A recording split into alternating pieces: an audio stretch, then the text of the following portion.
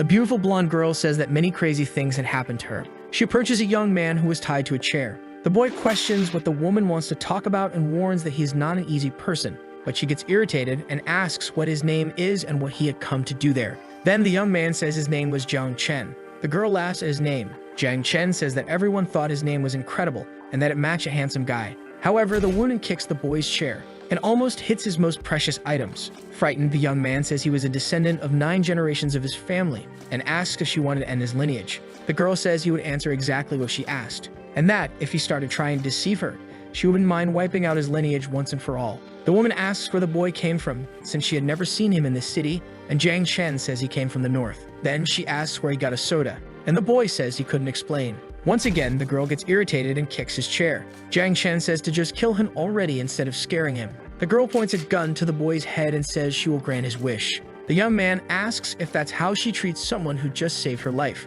The girl in turn puts the gun away and says maybe she went too far, and she asks if the boy was from the Northern Alliance. However, Jiang Chen says he was from a richer place and had come there to collect components for someone, and that he thought things would get really dark after he told everything he knew. The girl says she didn't know what they were going to find in the city since everything had already been taken. The young man then says maybe she could help him as he had just arrived there and would need a guide. The girl asks how she would be paid, and Jiang tells her to put her hand in his pocket. Pulling out a carrot, the boy says she could consider that a starter gift for their partnership. The girl gets excited, and the young man, in turn, says there was much more where that carrot came from. Right after, he asks the girl what her name is. She says her name is Sun Zhou, and that if she noticed anything suspicious in this partnership, she would send him straight to the afterlife. Jiang Chen says he would never do such a thing because all he needed was an experienced guide. Then the girl asks what he was looking for. The boy says they were after technology, like the equipment she had, and mentions that they couldn't produce them, so he had decided to come to the city to look for technology. Sun Zhou says that many people in the city make those things and that she thought the boy wasn't telling everything.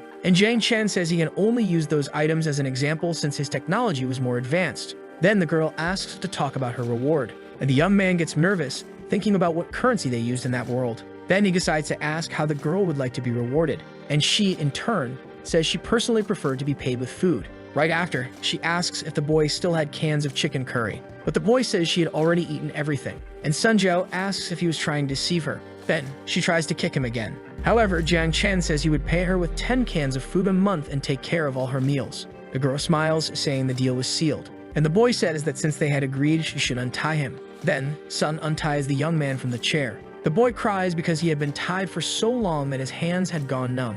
Then the girl says that now his safety was in her hands, but the young man says she was only protecting him because if he died, no one would pay her. Then Sun Zhou asks if they were going to leave, and Jiang Chen asks why they should leave, because monsters were all around. The girl says not to worry because that place was the safest around. That was the city of Wanhai in 2190, where zombies and unknown creatures roamed the streets. And Jiang Chen thinks that, as a recent graduate from 2017, he shouldn't be there, because he had time traveled. However, instead of going back in time, he had traveled to a parallel universe similar to Earth. Jiang Chen thinks that not even in his dreams would he imagine gaining a skill like that. In June 2017, the boy is talking to his mother. She asks him how the job search is going, and the young man in turn responds that it's going well, but his mother asks if he's calling to ask for money. The boy says his allowance had run out and that this would be the last time he asked for money, but the woman reminds him that he had graduated a year ago. Jiang Chen says no one gets a good job in less than a year, but his mother starts comparing him to his cousin. Then, if things were tough, he could come back home, as his father needed help on the pig farm, but the boy says he doesn't want to feed the animals.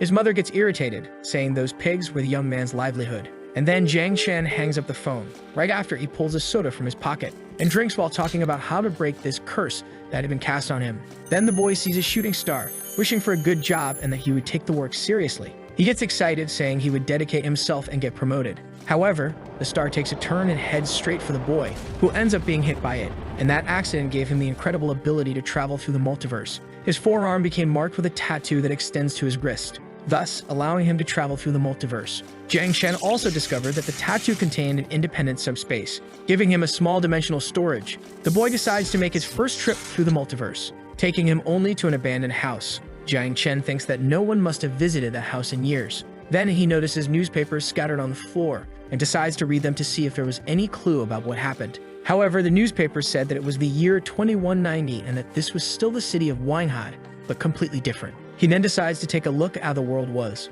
But a purple monster appears in the window and the boy decides to go back for now as the place seemed dangerous. so he decides to return to his world. However, he realizes that the tattoo had disappeared after the trip. Then he decides to stick his fingers into the outlet, thinking it would recharge him, but that ends up shocking the boy. Then he says there must be something valuable in that world and that he needed to find a way to return. But he knows he couldn't go back there without a plan, so he decides to go to the market to buy supplies for the trip. Right after shopping, he finally returns to that world, saying that everything was quiet in the place, and that it seemed like the zombies didn't come out during the day. But he still needed to be careful, as he didn't know anything about that world. Right after, the protagonist says he first needed to find a safe place, and then he finds a building and says it would do. However, the door was locked and he decides to look through the window to see if anyone was inside, but says it seemed like no one was there and decides to enter. Jiang Chen comments that the house seemed uninhabited for years, so it should be safe. Then someone grabs his leg, and the boy gets scared, kicking the person in the head, but he realizes it was a human. The girl says she was going to kill the boy.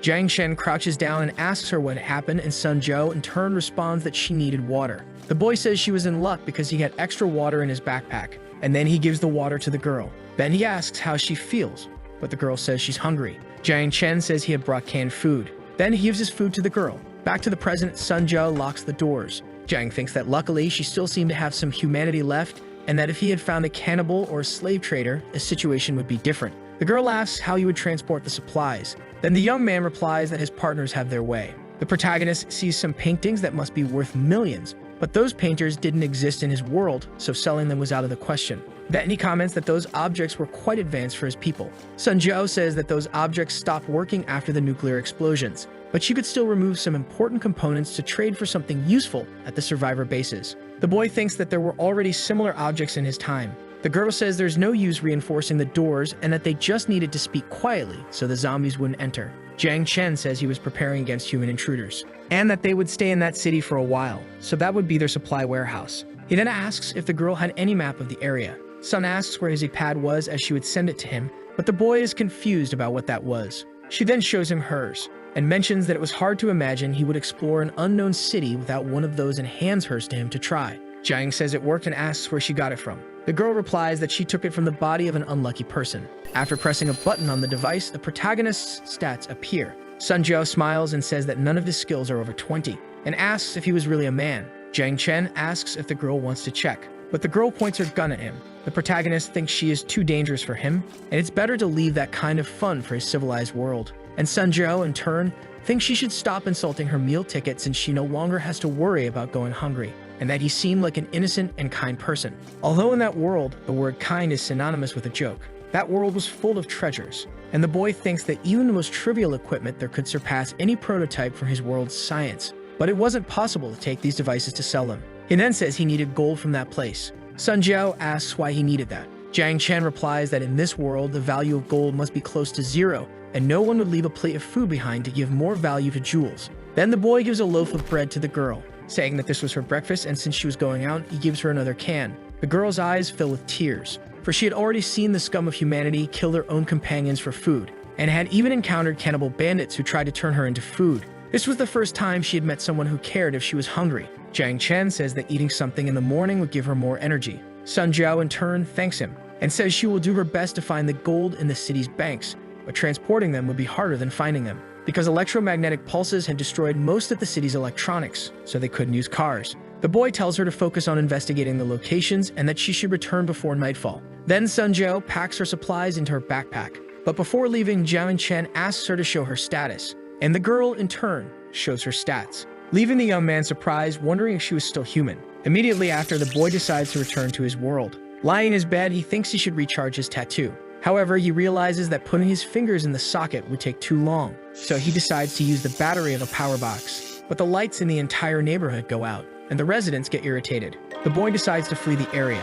While lying in his bed, he says he should find a solution to his problem, and it would be better if there was something else to replace energy recharges. The boy looks at his iPad, which warns that when radiation levels exceed 50, the user's life will begin to be affected, and that it's recommended to store 1,000 in his EP, and he wonders if iodine dye would work. But the young man decides to go prepare something to eat. While eating, he wonders how many kilos of gold a meal like that would be worth in the apocalyptic world, and thanks for not living in that world. But he knows that if a third world war happened in his world, a graduate like him wouldn't stand a chance. Then he tells himself to stop thinking about such things, and decides to check his supplies to return to the apocalyptic world. Upon returning to that world, Jiang Chen realizes he hadn't even consumed half of his strength, and that his weight hadn't changed, wondering if his storage capacity had increased. Then he says he had other things to put into practice. Arriving at the kitchen, he wonders how to handle that thing that looked like a power panel. Then he pulls a lever, and the entire kitchen powers up. Jiang Chen says it wasn't so bad living in that world. Then he sees Sun Jiao at the gate and says she seemed to have brought something. The girl tries to jump over the gate, but the young man presses a button, and the gate opens automatically, making the girl fall to the ground. She gets irritated and asks if he was trying to kill her. But right after, she says the bank was full of zombies and she had to use ammunition to clear the place, but she had taken some gold bars. Jiang says that it was very heavy and asks if she carried all that weight herself. He then gives a soda to the girl, as he says she seemed to like it a lot. Sun Jiao drinks the beverage and says it was very good, but asks how it was cold, and the boy says the fridge in the place still worked. Right after, Sun Jiao asks what they would do next, and that she thought they would need a professional if the plan was to blow up the bank vault, since they would need explosives or a hacker to unlock the electronic lock. Jiang Chen asks where they would get all those things. Sun Jiao in turn replies that they have them at the survivor bases, like in the city of Luding, and that it was an interesting place to visit, but she warns that things there were expensive, because visitors had to pay a unit of crystallized energy or items of equivalent value to enter. She then shows the crystallized energy, saying that it contained about 37 units of energy. She could check using the EP, but it wasn't easy to get one of those since only powerful mutants had crystals at the back of their heads. When the protagonist picks up the stone, he realizes it recharges his tattoo. Sun Jiao says that energy source was used as currency. Then the boy decides to exchange 37 energy units for 3 cans of food, and the girl agrees to the deal. But she warns him that if he keeps trading like that with others, they will take advantage of him. She then mentions that this would be her first time eating chicken curry, since the best thing she had ever eaten was a mutant cow steak, and even though it was dry, it was enough to make her feel satisfied. Jiang Chen thinks that the world wasn't as simple as he had thought. Then he observes all the gold he had already collected and wonders if he should stop there, because he could die at any moment if he continued in that world. And even though he was very scared, he couldn't show it to the girl. Sun Jiao says that since he was her employer, it was also a responsibility to make sure he didn't get scammed by thieves. The protagonist stares at her and wonders if she's trying to calm him down. The girl in turn asks him to stop looking at her like that, as she was starting to get scared. Then she opens the fridge and is impressed. Jiang Chen says the fridge was still working, so to celebrate, they would eat something fresh that night. The girl gets excited by the variety of food. The protagonist asks her to calm down as he would answer her questions while they ate, and that they would eat fried eggs with tomatoes that night. The girl remembers how happy she was with her parents and younger sister. Compared to the nuclear hell that lasted for years inside that shelter, it was like heaven. But after discovering the hard way that groups of mercenaries targeted shelters with little defense to attack, those men took advantage of the kindness and innocence of the people newly emerged from the shelters to steal their supplies. And that's how Sun Jiao grew up, becoming a survivor. Jiang Chen asks her to calm down as she was about to cut the table instead of the tomatoes, and wonders when the last time she cooked was. Immediately after, he says that those ingredients were created with a lot of hard work and dedication, so she needed to treat them with care. She needed to put her heart and soul into cooking. While eating, Sun Jiao says that probably no one in that devastated land had ever eaten such good food, and that she couldn't explain what she was feeling at that moment. It was like being in a fairy tale. The girl says that there were some books before the war in her shelter that they called fairy tales. In the story, everyone lived happily, so that must be a fairy tale. Then Jiang Chen gets up, saying he would be right back. When he returns with beers in his arms, he says that in his world, people used to drink to feel better. Sun Jiao takes a can. However, she doesn't really like the taste and says soda is better. But the boy says that drink helps to get rid of any bad thoughts. And then they both start to get drunk. Under the effect of alcohol, the boy says that the monsters outside were nothing, and that in his world there was a monster called graduation that was the terror of freshmen. It not only devoured students' monthly expenses, but also their parents' money. So they had to carry their dreams on their backs with hard work, and that was a buff to give them strength. The girl in turn asks what a buffet was, and Jiang Chen replies that this would be the solution to strengthen that world. He continues saying that she would have to work to survive, and that she would have a boss who would torture her every hour. But Sun Jiao says that given her physical status, she would be the one doing the torturing. Then the boy takes the woman's drink, as she was already very drunk. However, the girl puts him in an arm lock, asking how he had the nerve to steal from her. But the protagonist manages to break free and throws the girl to the ground. Right after, he says he will teach her who the boss is. Immediately, Sun Jiao says she wants to be on top, and the boy asks how she was so strong. The next day, both are lying in bed. Jiang Chen apologizes in case he forced anything, and says he will take responsibility for what he did. The girl smiles, asking if he will protect her forever, like those things couples usually do. But she warns that she wasn't easy to maintain, and that she had many enemies, though the protagonist says he wasn't afraid of them. Sun Jiao mentions there was still something she had to do at any cost, and the young man says he will help her, so she could trust him. Then the girl kisses the protagonist and asks if he's just going to keep staring as he is now her man. Jiang Chen asks Sun Jiao to wait for him as he was tired from the night before, but the girl tells him to hurry, asking him to stay close. Looking up, the young man notices the sky is overcast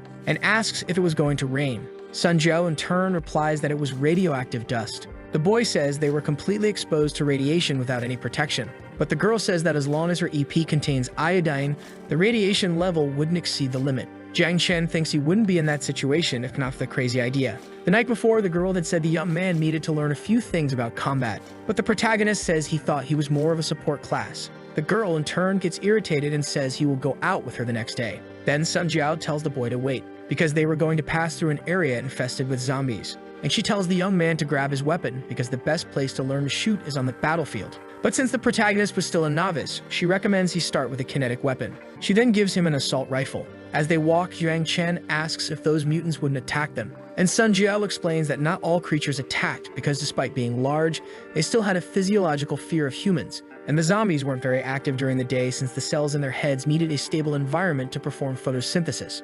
However, they still needed to watch out for carnivorous types. And lastly, if anyone aimed for his head, he should shoot without thinking twice. Jiang Chen thinks that the world was really dangerous. Then the girl says something is wrong as all the nearby mutants are fleeing and surely something more powerful is around. Probably some carnivorous species like the Deathclaw. Right after, an explosion occurs, and the girl runs off saying a battle is happening and asks the boy to follow her. The protagonist in turn says that if he continues with that crazy woman, he will get into trouble sooner or later.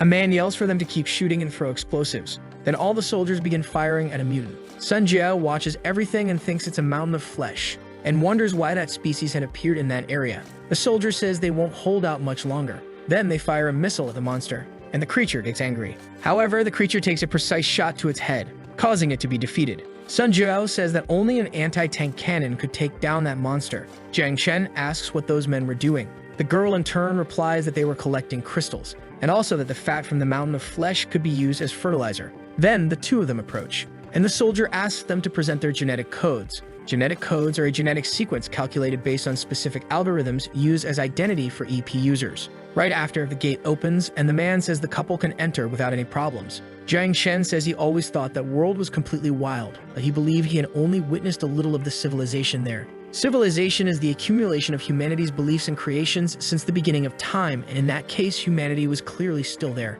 However, it developed abnormally, and if he had to describe it in one word, the level of technology would be disproportionate. He could see a merchant calculating his earnings on a holographic computer, while seeing people missing limbs was common. And if he had to describe life on 6th Street in one word, it would be unequal. There were men and women looking like bags of bones everywhere, so weak they no longer had the energy to cry or beg for food. Sun Jiao said that this was normal because 6th Street was the operations base of the region, and that the laws there were quite simple. If you killed or stole, you were executed, and if you cheated, you were expelled, and property damage was punished with imprisonment. Then a woman takes a blow from one of the guards. Jiao suggests that Jiang keep quiet to avoid unnecessary trouble. The protagonist, irritated, asks why the guard hadn't been shot yet, but Jiao tells him to stay out of it, as that man was the inspector responsible for removing the bodies from the streets. Thus, he would quickly get used to it. She mentions that the inner circle of 6th Street was cleaner, but it cost 1 unit of energy to enter. However, since they came to that place to trade a few things at the market, that should be enough. Although the outer market was dirty, it was still better than the ghetto.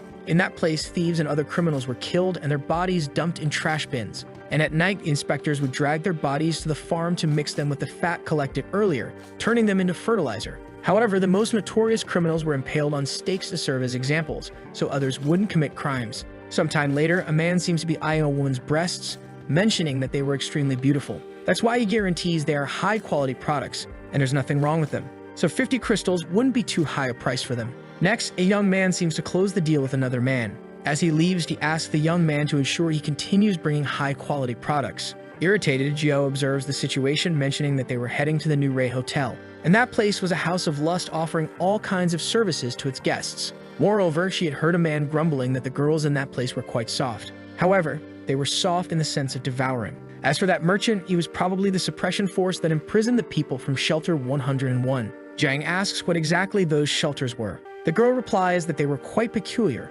as each shelter had its own unique philosophy of life. However, they all had the same goal, which was to maximize their survival rate. Jiao had been born in Shelter 071, and thinking back, she was quite lucky. However, the other shelters weren't as lucky as hers. Furthermore, she had heard that the philosophy of Shelter 70 was to rule men with men, which led people to sanctify the leader. With that philosophy, the shelter turned into hell after 10 years, and the model of that virtue abandoned all modesty and became a dictator. Apparently, he used the security system to get rid of all the men, keeping only the women for his use. As for Shelter 101, it was an uninhabited shelter, and obviously, it had some use as it stored the DNA of the world's former elites. In the end, the tank embryo war was activated, and only God knew the utility of that bunch of artificial products that came out of the incubator. That's why perhaps the pre-war planners had already predicted that these things would be quite useful in the wasteland. Observing the situation, Jang thinks that this was truly the end of humanity. Meanwhile, a robot says is a mere Type 2 Den robot, powered by crystals, working on 6th Street in the wasteland.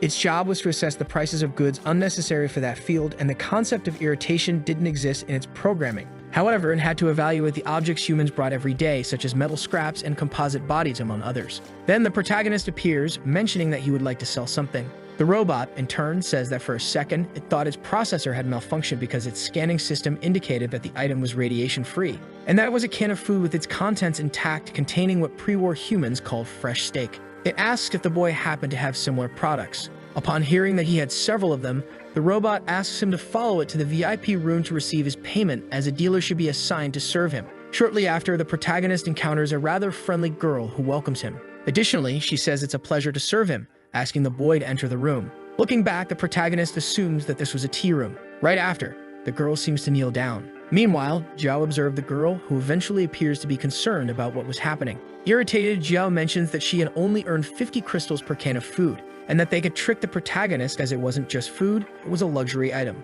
And if they offered it to the rich in the inner circle, they could easily get double the value. Jang thinks that the food was worthless to him, as he just wanted some crystals to recharge his tattoo, at least up to 30%. The girl, in turn, asks if the protagonist knew what kind of place that VIP room was. Jang asks if it wasn't a place to trade high-value items. Quickly, the girl asks him to come closer, saying she would tell him later, whispering in his ear that the place offered special services if he knew what she meant, and that if she weren't with the protagonist, the girl probably would have given the full service. Jiang asks why she preferred things that way when it was much better to choose the girl over the alternative. Quickly, Jiang seems to realize something and asks the boy not to look and pretend nothing happened. Then she sneakily kisses the protagonist and says that no one would dare cause trouble in that place, asking him to leave it to her as she had her way of dealing with rats of that kind. That way, they wouldn't be noticed if they pretended to be lovebirds, asking him not to look back and just keep walking because they'd shake them off when they reached the next joint. Meanwhile, a doctor seems to be analyzing the protagonist's arm, asking for payment as soon as possible.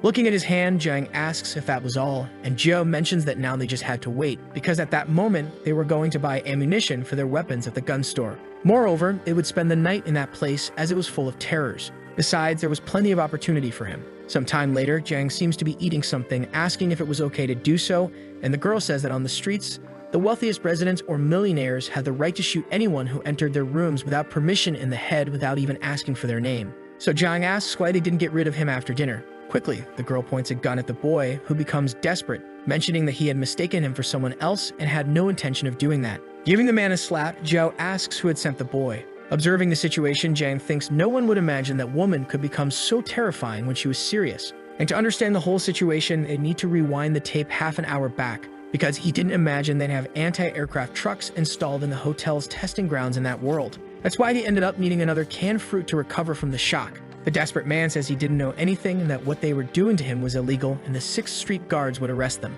Jiao says she doesn't have time for this nonsense, so she'll get straight to the point, asking how the refugee expected to prosper on 6th Street with those clothes, telling him she captured him because she saw him following them and ended up discovering she was absolutely right. Pointing a gun at the boy's private parts, the woman says they'd speed things up a bit, so she'd blow off one of his balls every 10 seconds. Desperate, the boy says he knows nothing and begs to be let go. Quickly, the protagonist appears, saying he wasn't a fan of resolving things in the smelly village. However, if he didn't stop pretending, maybe he should give some ideas to his assistant. But obviously, he'd much prefer to make a deal than resort to violence. After all, he was a businessman. So if he was willing to cooperate, that item would be all his. But of course, he could choose to lie too. However, he wouldn't do that if he were a man, because he doubted his boss would be more generous than the protagonist if he worked for him. Quickly, the boy says the cause of all that was the Ash mercenary group. Jiang asks if the girl had heard of that group before. The woman mentions that yes, a little, because they were involved in human trafficking and looted survivors, occasionally offering protection to some groups of clients. Then the man asks where to begin, warning that it all started at the pawn shop. Then, a flashback of two men appears, and the man with green hair mentions that he had found a walking crystal mine, so they should go right away as they had a job to do, ordering them to head to the back of that shop. The other guy asks what had happened and if he had found another little lamb. The young man says that was exactly it, but they would have to wait and see if it was really good. Quickly, that person starts approaching. Then it's revealed that it was the protagonist along with his friend. The man tells them to wait a little longer, as it could just be a spoiled rich boy coming to try something out. However, the woman beside him smelled like trouble, so they should wait a bit more as it wouldn't be worth dying because of her. He questions where his informant was as he hadn't seen him yet. He orders the other man to go call him while keeping an eye on the two, thinking that once everything was confirmed, it just needed to keep watch on them. However, at the same moment, he seems surprised by something. As he continues watching them, the man realizes they were heading to a vaccination clinic.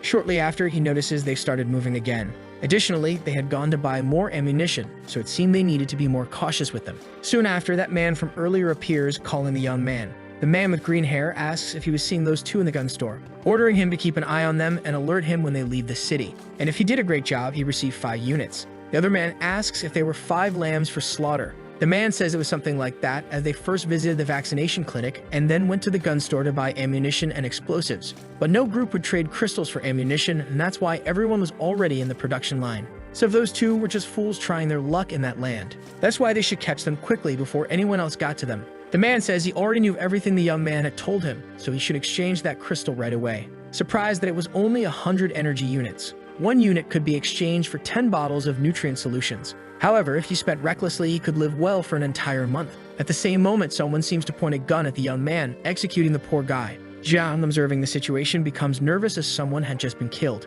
Zhao, on the other hand, mentions that those stains were a pain to get out of her clothes. Besides, she could leave that kind of work to herself. Jiang mentions he needed to get used to that. Then, sitting on the protagonist's lap, the woman asks if he was going to stay. And the protagonist, in turn, asks if the girl already knew everything. She responds that women are quite sensitive. Hugging the boy, she asks him not to leave her. However, for the boy, he could never do that. Thinking that he had already made up his mind that night and admitted he initially just planned to take the gold and return to his world to live like a millionaire. But it seemed now he wouldn't be able to completely detach himself from that world, so he couldn't just leave and go back. That's why he would find a way to take her with him, because no one deserved to live in such a hellish world. Content, the girl says she would believe him.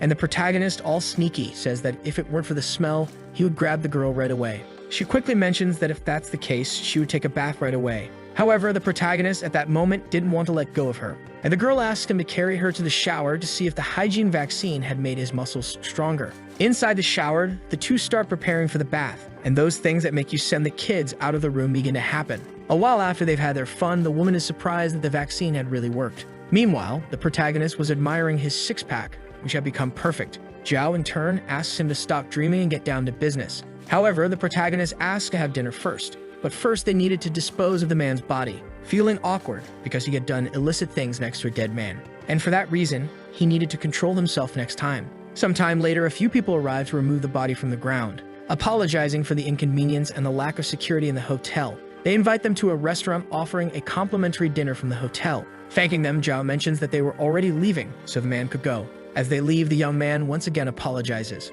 Then Zhou says she wasn't interested in eating meat and beef anymore. Meanwhile, the protagonist seems to be preparing some food, asking if she wanted to ask about something like how he had pulled a bag of rice out of thin air. Zhao says she wasn't interested in that as Jiang wouldn't tell her anyway, and since she was hungry, she wanted to eat quickly. Soon after, the protagonist finishes making their dishes. Observing the table full of food, the girl is surprised. As she begins to eat, Zhao ends up loving the dishes. A while later, the protagonist is shocked because that pot had enough food for 3 days, yet it was devoured in just 1 meal. However, even after all that, Jiang still hadn't satisfied his hunger. He thought that the vaccine was really quite potent, and moreover, it seemed that her voracious appetite wasn't just because she was a big eater. The girl, in turn, asks what the protagonist is staring at since she really did eat a lot. Jiang jokes that if she kept eating like that, he wouldn't be able to continue feeding her. Embarrassed, the girl says that next time she'll try to eat less. However, Jiang was just teasing her. Irritated, she asks how he dared to make fun of her. The boy then takes her hand, saying that it didn't matter how much she ate, he would still be able to take care of her.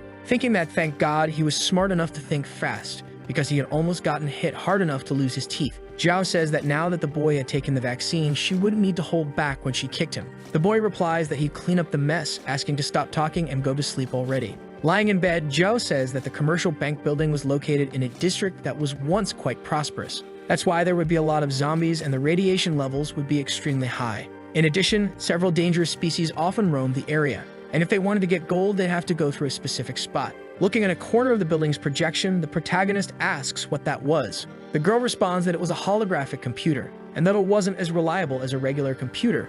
Its performance was much better. Jang, in turn, asks if those species were really dangerous. She replies that they weren't like the flesh mountains from that morning. They were protected by body armor, so regular bullets wouldn't cause fatal wounds. The best thing to do when encountering one was to run. Even so, those things usually stayed in areas hit by nuclear bombs and only occasionally came out to search for food. So, they had two options. The first was to infiltrate the underground and blow up the vault with explosives. The second was to go to the control room and hack the server to gain access. Surprised, Jiang asks how the girl knew all that information and if it was really reliable. The girl responds that she had learned it in the city of Liuding, where they had a database with the most accurate maps. And apparently, that one had been downloaded directly from a satellite. Furthermore, she mentions that the city she kept talking about was located on an aircraft carrier, saying it was time for the protagonist to make his decision. Jiang says that the first option was too dangerous, as blowing up the vault would make a lot of noise. As for the second option, the boy asks if Jio knew how to hack. The girl responds that she could mess with the server right in front of him. But then she says she was just joking, as she didn't have that kind of skill, because all she needed to survive in the wasteland was good marksmanship. However, there were plenty of specialists for that, and since everyone was broke, it wouldn't cost much to hire someone. Jiang, in turn, says he'll hire someone with that skill. So the boy decides to go with the second plan and hire someone. Joe asks if he wasn't worried about the Ash Mercenary Company. Even though they hadn't acted yet, they had killed their men. The boy says she was right and felt that they'd act as soon as they left that area. Jiang then begins whispering in the girl's ear, saying they could do it that way. Jiao says the boy was tougher than she thought, so they should find someone the next day. Then, Jiang says it would be good to split up for a change, and she should try not to show up too much outside. However, the girl had already picked fights with a lot of outsiders, and a mercenary team was nothing to her. That's why, if she weren't worried about the protagonist, she would have left that area long ago. Irritated, the boy thinks that he too could leave that place whenever he wanted. Sometime later, the protagonist is outside, thinking that the wasteland's climate was very strange. Then, a man seems to hand something to the boy, asking if that's what he wanted. Jiang mentions that he had asked for a computer specialist, yet the man was offering him a former president. Thinking that it seemed like company owners and canned goods had high status in that world, Jiang realized it would save him effort every time he took a can out of production. Shortly after, the man returns, mentioning that everything was almost ready. He explains that producing bullets and other daily activities didn't require much technology, so many computer specialists were sold around there. Showing Jiang a paper, he asks if any of the specialists listed were to his liking, to which Jiang responds that a few of them seemed decent. Jiang then asks why the man had only offered criminals. The man explains that most refugees didn't have freedom and that those who lived in the ghetto and couldn't sustain themselves became property of 6th Street, which was still a somewhat humane place. So those who were sold were either incapable or criminals. However, the man assures him not to worry, as all those sold wore electronic collars, and if they tried anything, they would end up hurting themselves. Observing the situation, the protagonist thinks he has no choice. One of them will have to do, but he'll have to be cautious. Right after, the man seems to point a gun at someone, saying he would shoot. At that moment, a blue-eyed girl suddenly hugs the protagonist. The man apologizes, explaining that she was a refugee who had escaped. The little girl apologizes for eavesdropping, but says she knows computers, begging Jiang to buy her. Soon after, the man leads the girl away. The other man asks if the protagonist is okay, and Jiang quickly asks what will happen to the girl. The man responds that she will be sent to a battlefield. However, Jiang questions whether a girl so young could work like that. The man explains that she's not as young as she looks, as they only place collars on those over 16 years old, and the girl hadn't grown yet. At that moment, Jiang decides he'll take the girl. He thinks she won't survive long in the field with that small body. She'd likely die in a few days. The man comments that the protagonist seemed to like young girls and that there were thousands of options like her, so he could easily get more. Irritated, the protagonist says the man talks too much, and the man, apparently afraid, quickly apologizes. Jiang says he'll let it slide, asking how long it will take to take her. The man replies that it will take a day and asks for Jiang's address. Jiang offers 2 crystals to speed up the process. The man says it's a legal process, but Jiang increases the offer to 3 crystals to get his point across. Quickly, the man says he'll handle everything right away, asking for just a minute. Jiang thinks that being authoritarian felt quite powerful in that moment. Shortly after, the man says the girl has already arrived and that everything is ready. All that's left is to sign for the process to be complete. However, the physical exams take some time, but that's for her own safety, so Jiang should try to understand. But he assures Jiang that based on the exam, her package hadn't been opened yet. Then Jiang signs a document, and the man says he'll personally escort him to ensure nothing happens, as it would be an honor to serve him again. Jiang then asks for the girl's name, and the man responds that her name is Yo Yao. Quickly, the protagonist asks if she's skilled in computers. She says yes, explaining that she got a B in the computer education subject of the virtual system and has solid knowledge in programming and hacking. Laughing, the protagonist asks why she's still in such a situation then. Yo Yao explains that many people there didn't even know what to do, and while she wasn't the best, she still had potential, so she wouldn't be a bad deal. Soon after, John grabs a jacket and hands it to her, telling her not to worry because he didn't want her to catch a cold, as it wasn't easy to get treatment in that place.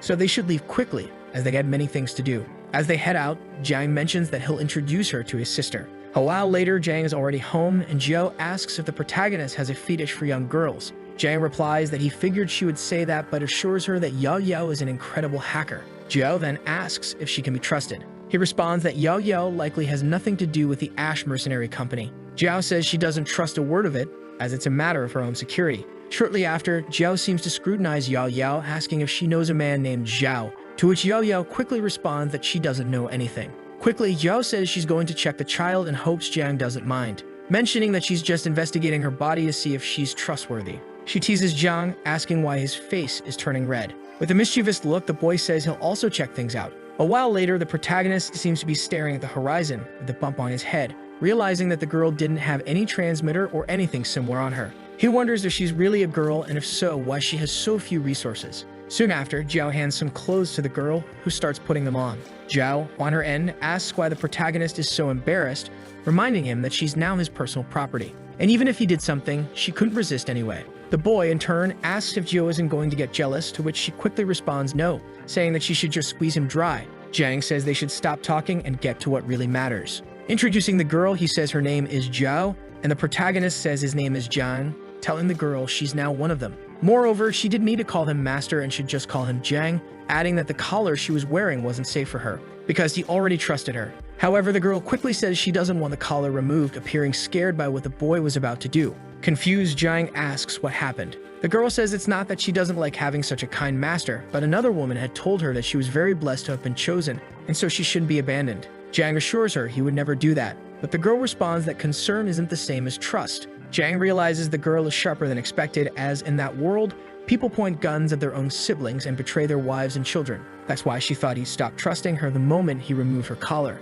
Observing the situation, the protagonist thinks she's right, as it's natural for people to be unpredictable in a world like this. The girl says that if she can earn the protagonist's trust while still wearing the collar, that would be enough. As long as she's obedient, she won't be abandoned. She adds that she has no ambitions and only desires to keep surviving, but of course, she wouldn't mind being more blessed than she already is. Jiang places his hand on the girl's head, assuring her she'll definitely be blessed in the future, and says it's already late, so she should go take a bath. As she leaves, the protagonist thinks that those girls see him as someone who thinks differently in the apocalypse. In their eyes, he must seem so kind, almost like a child. He also reflects that not being a ruthless man in that world is very uncommon. However, he wonders if, one day, they all go to a peaceful world, will they still feel fear? A while later, the two girls seem to be taking a bath together. Zhao tells the younger girl not to be nervous, saying she's not as mean as the others in her group.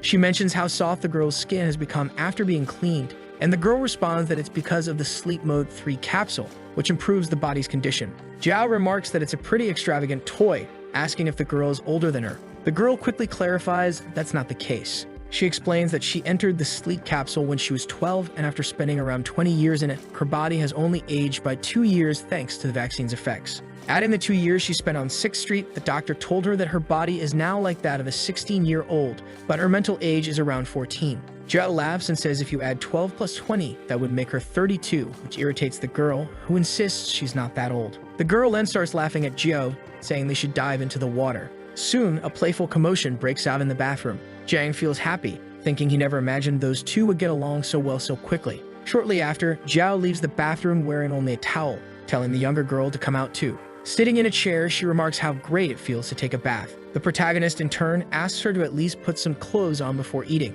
Sipping a drink, Jiao comments on how good it is, calling the younger girl to join them, who responds that she just needs to put on her clothes first. A while later, the protagonist asks the girl to sit down and eat with them. As she looks at the abundance of food on the table, the girl wonders if she's dreaming. Quickly, she bites her hand, realizing that everything is indeed real. Jiang tells her to start eating, or Jiao would finish everything quickly. With tears in her eyes, the girl asks if she can really eat. Jiang responds that she can eat whenever she wants, while he argues with Jiao to eat more slowly. Sitting at the table, the girl, still with tears in her eyes, feels happy as the atmosphere reminds her of something familiar. She ponders the meaning of happiness as everyone has their own definition of it. The city is quiet, but soon after, the silence is broken by an explosion. Jiang Chen flees carrying the girl in his arms. Sun Jiao calls for him to follow her. Soldiers begin shooting from the rooftops. A man says that his fat lamb had escaped and orders Team 2 to take action. He then questions how the three of them had uncovered his scheme. Irritated, he orders his men to act, warning that if they mess up, the boss will be furious.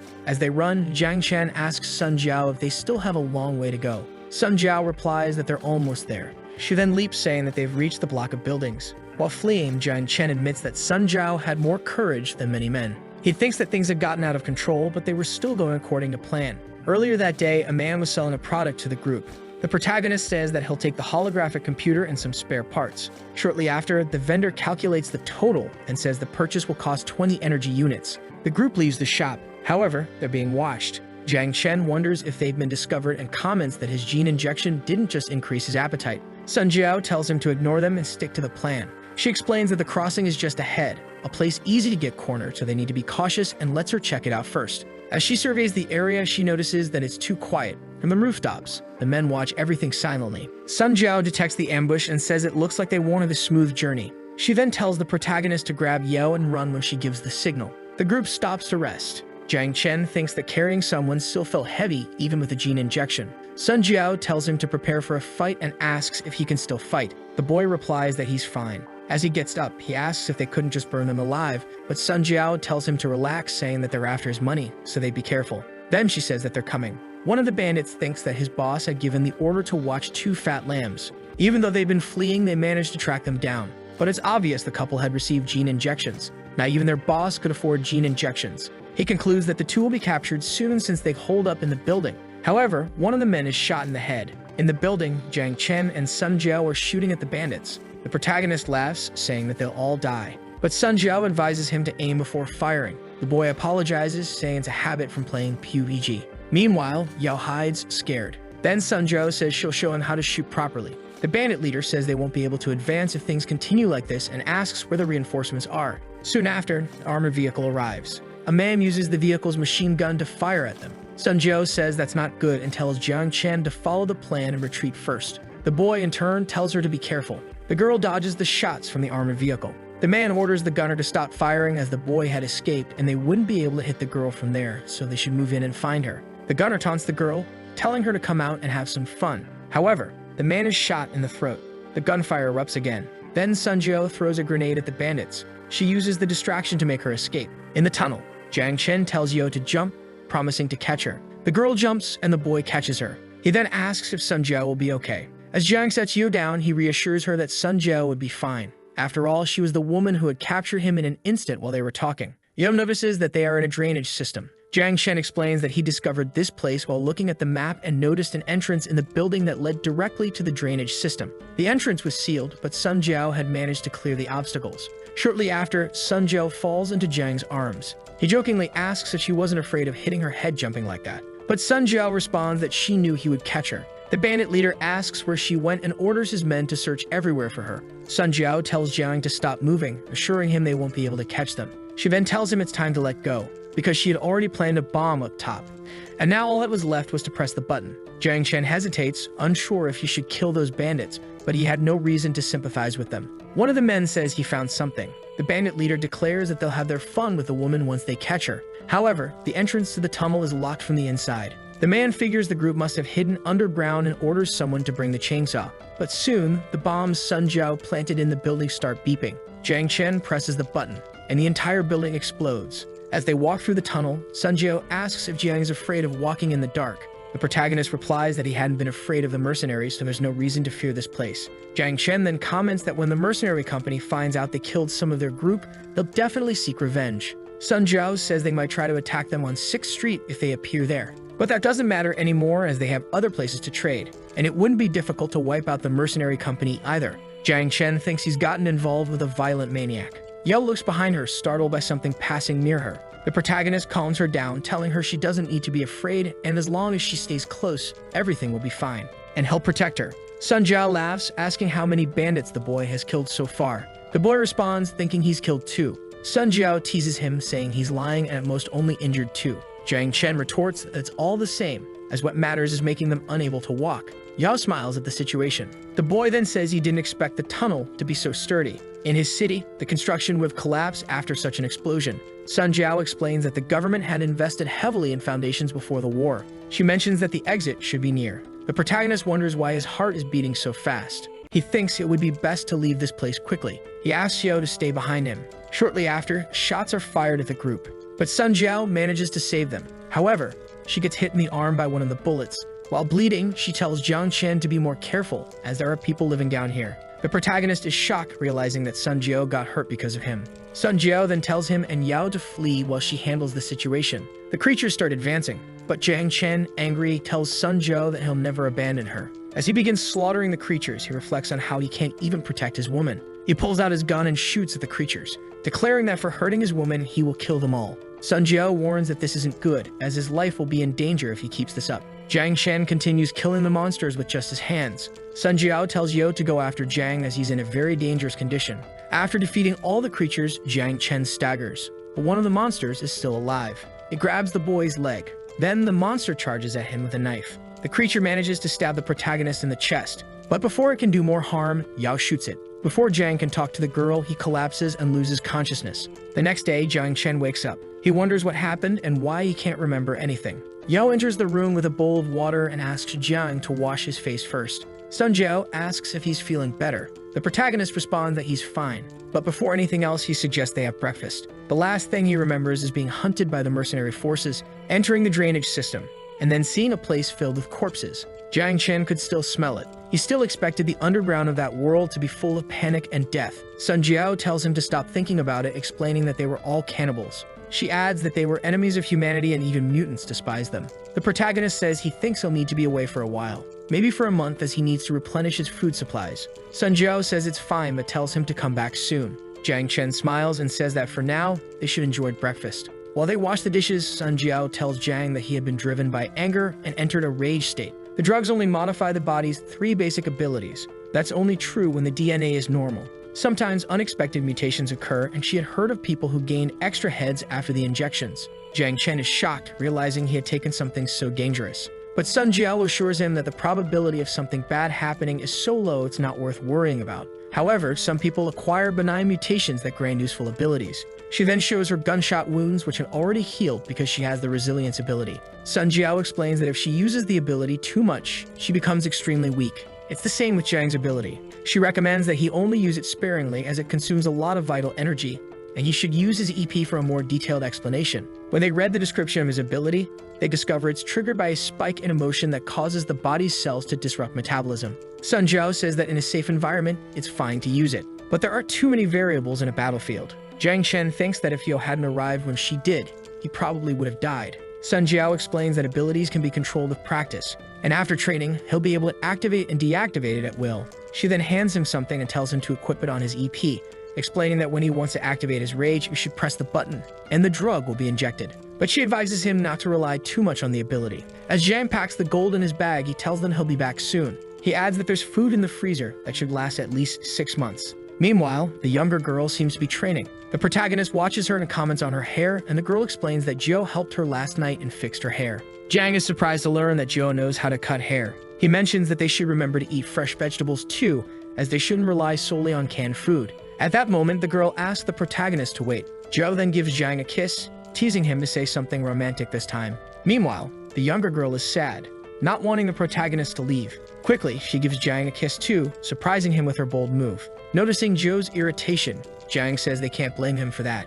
The younger girl asks him to return soon, and he promises he'll be back in a few days. As he leaves the house, the protagonist tells them they don't need to watch him leave. A while later, Jiang has already returned home. He notes that it was almost 11 when he left, and it seems the time the post-apocalyptic world was syncing with this world's time. Additionally, with all the gunfire and chaos, he could have suffered serious mental damage if he had stayed there much longer. But now he can finally hear the noise again, or rather, a nostalgic sound. Thinking that the civilized world is better, he celebrates the peaceful world. However, he quickly gets out of bed, realizing he still has things to do like weighing the gold bars. His dream had come true, and now he's feeling very nervous. Weighing the gold, he discovers it amounts to 35 kilograms. He's astonished by how much money he'll be able to make.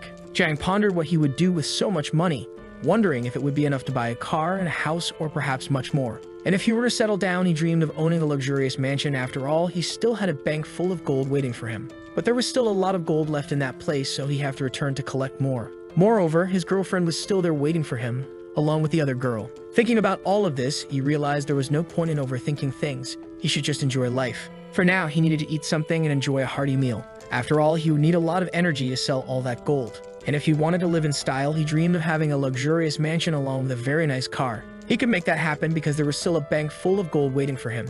So he used the money to gather some courage and return later. But for now, all he could do was enjoy the small pleasures of life and relax before taking the next step. Shortly after, the protagonist pulled something from his pocket. He revealed it to be a state-of-the-art holographic pen, saying they should kill time with it. Remembering what a vendor had said, he noted that it was loaded with hundreds of movies, only the best. So they should make good use of this futuristic technology, as he had always wanted to watch a movie in a hologram. Soon, the loud sounds of a movie began to play. The protagonist was completely embarrassed by the content, mentioning how loud it was. He realized the movies were rather peculiar and understood why the vendor had such a depraved look. Besides, if this had been in his past, he would have eagerly watched those films. But now he considered himself an evolved person, no longer the same virgin of otaku, and no longer interested in such things. As the protagonist walked, he reflected on how everything felt so nostalgic, especially compared to the ruined world he had just left. Everything here was colorful and bright. He thought he needed to relax a bit because if he kept pushing himself, he might end up losing his mind. Looking to the side, he spotted a cicada.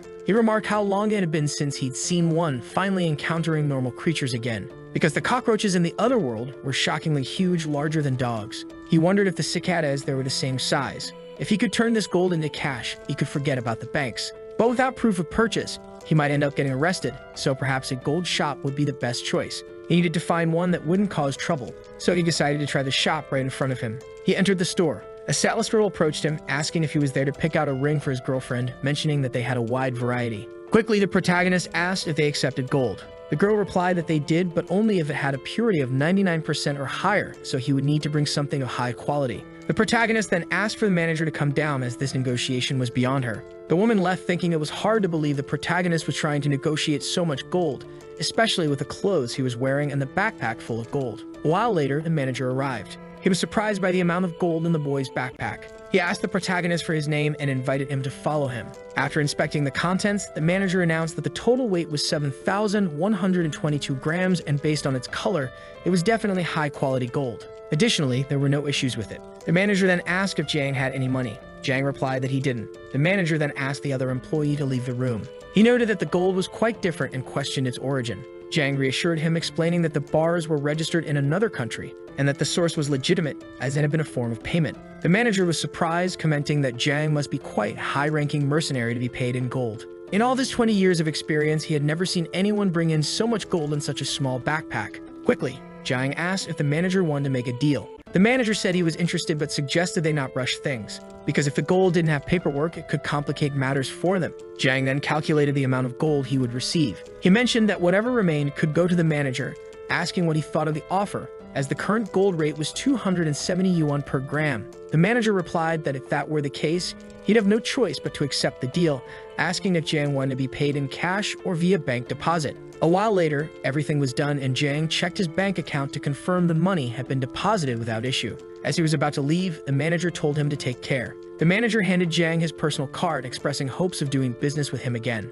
Jiang thought to himself that once someone becomes rich, they truly become everyone's boss. Who would have thought that the manager of such a fancy shop would speak to him like that? Meanwhile, the manager wondered if he should send someone to follow the boy, because anyone who sells gold so casually like that usually has a lot more stashed away. But he decided to observe for now and deal with it later. While in the taxi, the driver asked Jiang what he planned to do with all that money. Jiang thought about how rich he was going to be and how he was about to climb the ladder of success. Laughing, the driver said the boy must be thinking he was rich just because he paid the fare with 20 riyas. Shortly after, the driver announced they had arrived at Jiang's destination. The protagonist, feeling like a real boss, handed over a bill and told the driver to keep the change. Jumping with joy, Jiang mentioned how he'd always wanted to say that. The driver, amused, commented that he liked seeing rich kids get excited over such things. As Jiang walked, he thought about needing new clothes, and since his intention was to stand out, it was essential not only to impress girls but also to be presentable for business deals, but it was better to wear expensive clothes.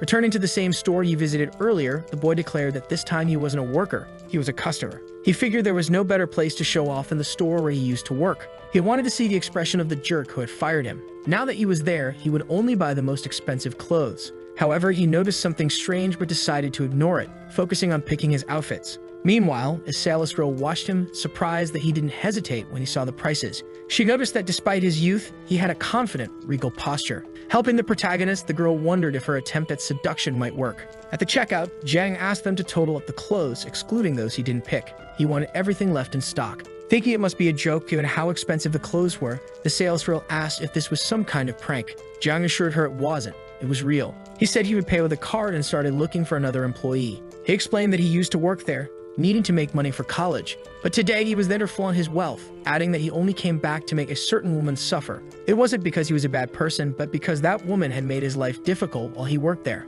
Meanwhile, the saleswoman was still packing up his clothes. Jiang asked where the manager was. She responded that the manager had gone to the main office and wouldn't be back that day, asking if Jiang was dissatisfied with something. Jiang mentioned that manager Xia was an old acquaintance of his, and that's why he came looking to reminisce a little. However, the woman corrected him, saying her surname was Ku. Quickly changing the subject, Jiang tried to brush it off. The sales girl then remembered that the previous manager's surname was indeed Xia. Jiang then asked if she knew where the former manager was. She explained that the manager had been fired and then retrained at the main office, eventually becoming responsible for the place. Understanding the situation, Jiang said he would use the fitting room. He was thrilled with the news he had just received. Yet at the same time, he wondered why he felt an emptiness in his chest. He realized that the life he was leading had pulled him out of reality, affecting him subconsciously. Still, he decided to push it aside because he had more important things to take care of. A while later, Jiang left the store with his new clothes, telling them to give the rest to the homeless people who needed them. Shortly after, Jiang entered another place. He mentioned he didn't have an appointment, but still expected to find a spot for himself. He also made it clear that he didn't care about the price and requested the most expensive haircut they had. Soon after, Jiang was lying down while the woman told him to wait a bit, as they were calling their most skilled hairdresser. When the girl arrived, she greeted him with a polite good afternoon and introduced herself as Ju, saying it was a pleasure to meet him. Noticing how pretty she was, the protagonist thought she was an 8 out of 10. The girl, on the other hand, asked him to relax and inquired if he would like to listen to some music. Enjoying the experience, Jiang thought it was very relaxing, feeling his money was well spent. As she worked, the girl thought the man before her had quite a striking appearance. She was quickly smitten with the protagonist. Jiang, meanwhile, asked if the water wasn't too hot. Cooling it down, the girl apologized for the inconvenience. She then asked what kind of haircut he preferred, and Jiang replied that he wanted a more formal cut to match his current aura. A while later, after finishing, Jiang pulled out a gold card to pay. As he left the establishment, several girls admired his handsome appearance. Jiang reflected that walking around like that felt a bit lonely as his university friends had all returned to their hometowns. He figured he must be the only one left in the city. Maybe someone was still around, but it had been a long time since he had spoken to any of them. Looking to the side, he noticed a women's clothing store and wondered if he should pick something out for Jiao. However, he decided against it, thinking that a guy walking into a women's store and picking clothes might look odd. It would have been nice if Jiao was there with him.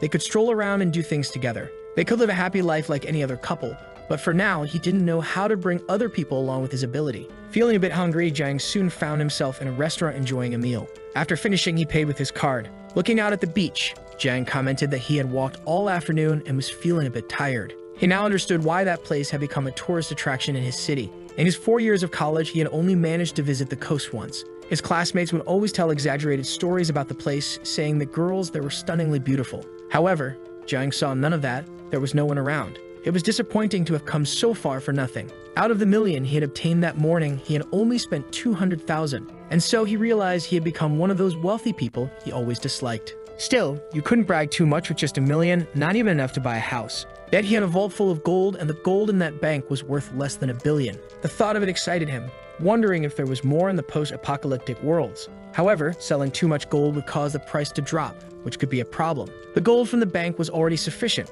and there were other ways to make money. For example, the holographic pen he had brought with him. He wondered if he could start a company, patent it, and sell it. If he could produce it on a large scale, its value could skyrocket to at least $100 billion. Other systems he had seen could also be useful to sell. But then he thought he should stop fantasizing and focus on one thing at a time. If such advanced technology was introduced all at once, it would attract the wrong kind of attention before he could even make his fortune. The best strategy now was to quietly grow his capital and get rich under the radar. it was better to leave the bigger plans for later and enjoy life with the money he had for now. Just then, a girl approached Jiang, asking if he wanted to have some fun. Judging by his clothes, she figured he was definitely rich, and since she was attractive, she thought she would easily charm a wealthy guy. Plus, Jiang was even more handsome than she had initially thought. Standing up from his seat, the protagonist thanked her, politely declining the offer, and suggested she save her youth for someone closer to her age. Besides, he mentioned his girlfriend was much more beautiful than her. The girl was left furious by his comment. As Jiang left the establishment, he thought to himself how ridiculous the situation had been, thinking anyone watching would think he was a fool. Realizing it was already night, Jiang decided it was time to head home. ChatGPT. Kaixia was an economics student specializing at the university, with good looks and undeniable talent. Many people began to admire her. After 4 years at university, she graduated with top marks, but due to family issues, she postponed her plans for further education. She chose to work at a clothing store. Thanks to her high-level skills, she quickly rose to the position of manager at the most prosperous store in the region, which provided her a prime opportunity to put her ambitions into practice. Her journey was similar to that of protagonists in novels. Once she reached her position, she implemented a series of measures that skyrocketed the store's sales to a new level. However, due to her strict management style, she earned the nickname Ice Lady. Despite her career achievements, there was also a rumor that she had a boyfriend who loved her dearly. Kaixia was always focused on the pinnacle of her career, so she never gave much attention to the boy. As a result, she became the subject of jokes among Jiang and his group, who teased that she must have a problem, always wearing an expression as if she had eaten something unpleasant. Eventually, the rumors reached Kaixia's ears, prompting her to investigate the situation and find the culprit.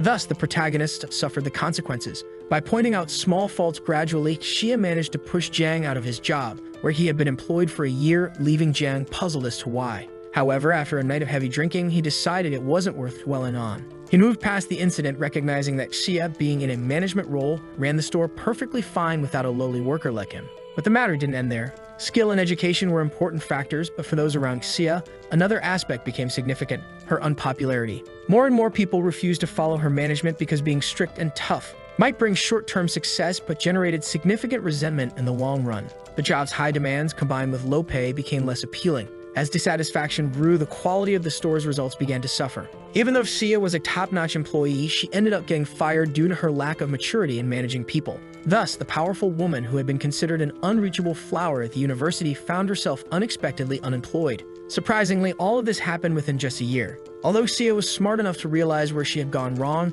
it was too late to fix things because she soon realized it was all related to the man she had fired, Jiang, since after that, everyone started treating her differently. As the saying goes, bad news never comes alone. Irritated, her boyfriend confessed that despite being with her all this time, she had never even let him kiss her, throwing his coffee in her face. Quickly after that, he started dating another woman, not even bothering to hide it. But that wasn't the end of her troubles. The man had also used Kaixia's name to borrow a large sum of money, which he used to buy a new car to pick up his new girlfriends every day. Kaixia had been giving him substantial amounts of money each month to pay off his debts, unaware of the situation until she became unemployed. That was when all of her problems came to light. In a populous country with plenty of talent, the saddest part was that the passenger seat of the car she had paid for was no longer hers. She thought about calling the police, but the loan wasn't official, and the other party wasn't exactly friendly, so she didn't want to provoke them. Left with no choice, she moved to a rundown apartment in a public housing complex, spending her days doing odd jobs and living in a decrepit home, hoping to save enough money to resolve her issues and one day find a respectable job. However, her luck ran out sooner than expected. One day, a man in a striped jacket knocked on her door, asking if a woman named Kaixia lived there. Looking her over, the man remarked that she seemed to be living a good life, before telling her to leave the place as he was going to take her for a little trip. As she left the apartment, she asked him to make it quick. The man commented that he hadn't expected to find her working part-time at a flower shop and asked if she had saved up enough money. Kaixia, in turn, replied that she was working to pay her debts and asked them to stop bothering her. Irritated, the man asked how much longer Kaixia thought they should wait and if she was joking with him, reminding her that she had two options: the money or herself. Annoyed, Kaixia asked if they were involved in prostitution. The man chuckled and said it would be a waste to put her into that, as she was far too beautiful. They planned to have some fun with her for a few years before selling her off to someone else. Faced with this situation, Kaixia went silent. The man remarked that he knew she was in a tough spot, but rules were rules, and this was a natural consequence for failing to pay her debts. He reassured her not to worry too much. She would just need to work in a brothel for a few years to pay off her debt, and after that, she could leave. Maybe even get married and leave the city, as long as she didn't take out more loans. Meanwhile, just 10 minutes earlier, the protagonist was walking in the darkness when he noticed a couple passing by him, wondering why he was so tense at this hour. Without the strength from his drug enhancements, he would have collapsed like a sack of potatoes. Glancing to the side, Jiang noticed a commotion and saw that it was none other than the manager who had once fired him. He approached the scene and asked the man what his name was, mentioning that they'd just come from the mountain tobacco shop and had high-quality stuff. He asked if they wanted a puff. The man, confused, asked who Jiang was. Jiang casually replied that he was just passing by, coincidentally noticing an old acquaintance. Xia glanced over, recognizing Jiang, wondering why he was there and what he was doing. Jiang, on the other hand, asked how much she owed the two men. He added that they shouldn't harass such a sensitive woman. It wasn't the behavior of a real man. The older man observed Jiang, remarking that he was bold and attempted to throw a punch at him. But within seconds, Jiang blocked the blow, telling him that things should be settled with words and asked what the man thought he was trying to do. Surprised, the man realized the boy had blocked his strike. He then attempted to stab Jiang, but the effort was futile, as Jiang easily caught the knife, claiming it as his own now. The man reached for a gun, but Jiang stopped him, suggesting they relocate to another alley where there might not be any cameras. Xia, watching the scene, thought Jiang wasn't in his right mind and wondered if he wasn't afraid. Quickly, the two men moved out of the area, and Jiang told Xia to wait. He'd be back shortly. Outside the alley, the group advanced on Jiang. In response, Jiang pulled out a gun, pointing out that there were no cameras there and asked if he should use his toy. The man scoffed, saying the gun wasn't real. In an instant, Jiang shot the other thug in the leg, proving the gun was very real. Now the man believed him. Desperate, the man ordered everyone to stop moving, asking if they could talk things through, as there was no need for more violence. Jiang said that's exactly what he had been suggesting earlier, but the man just wouldn't shut up.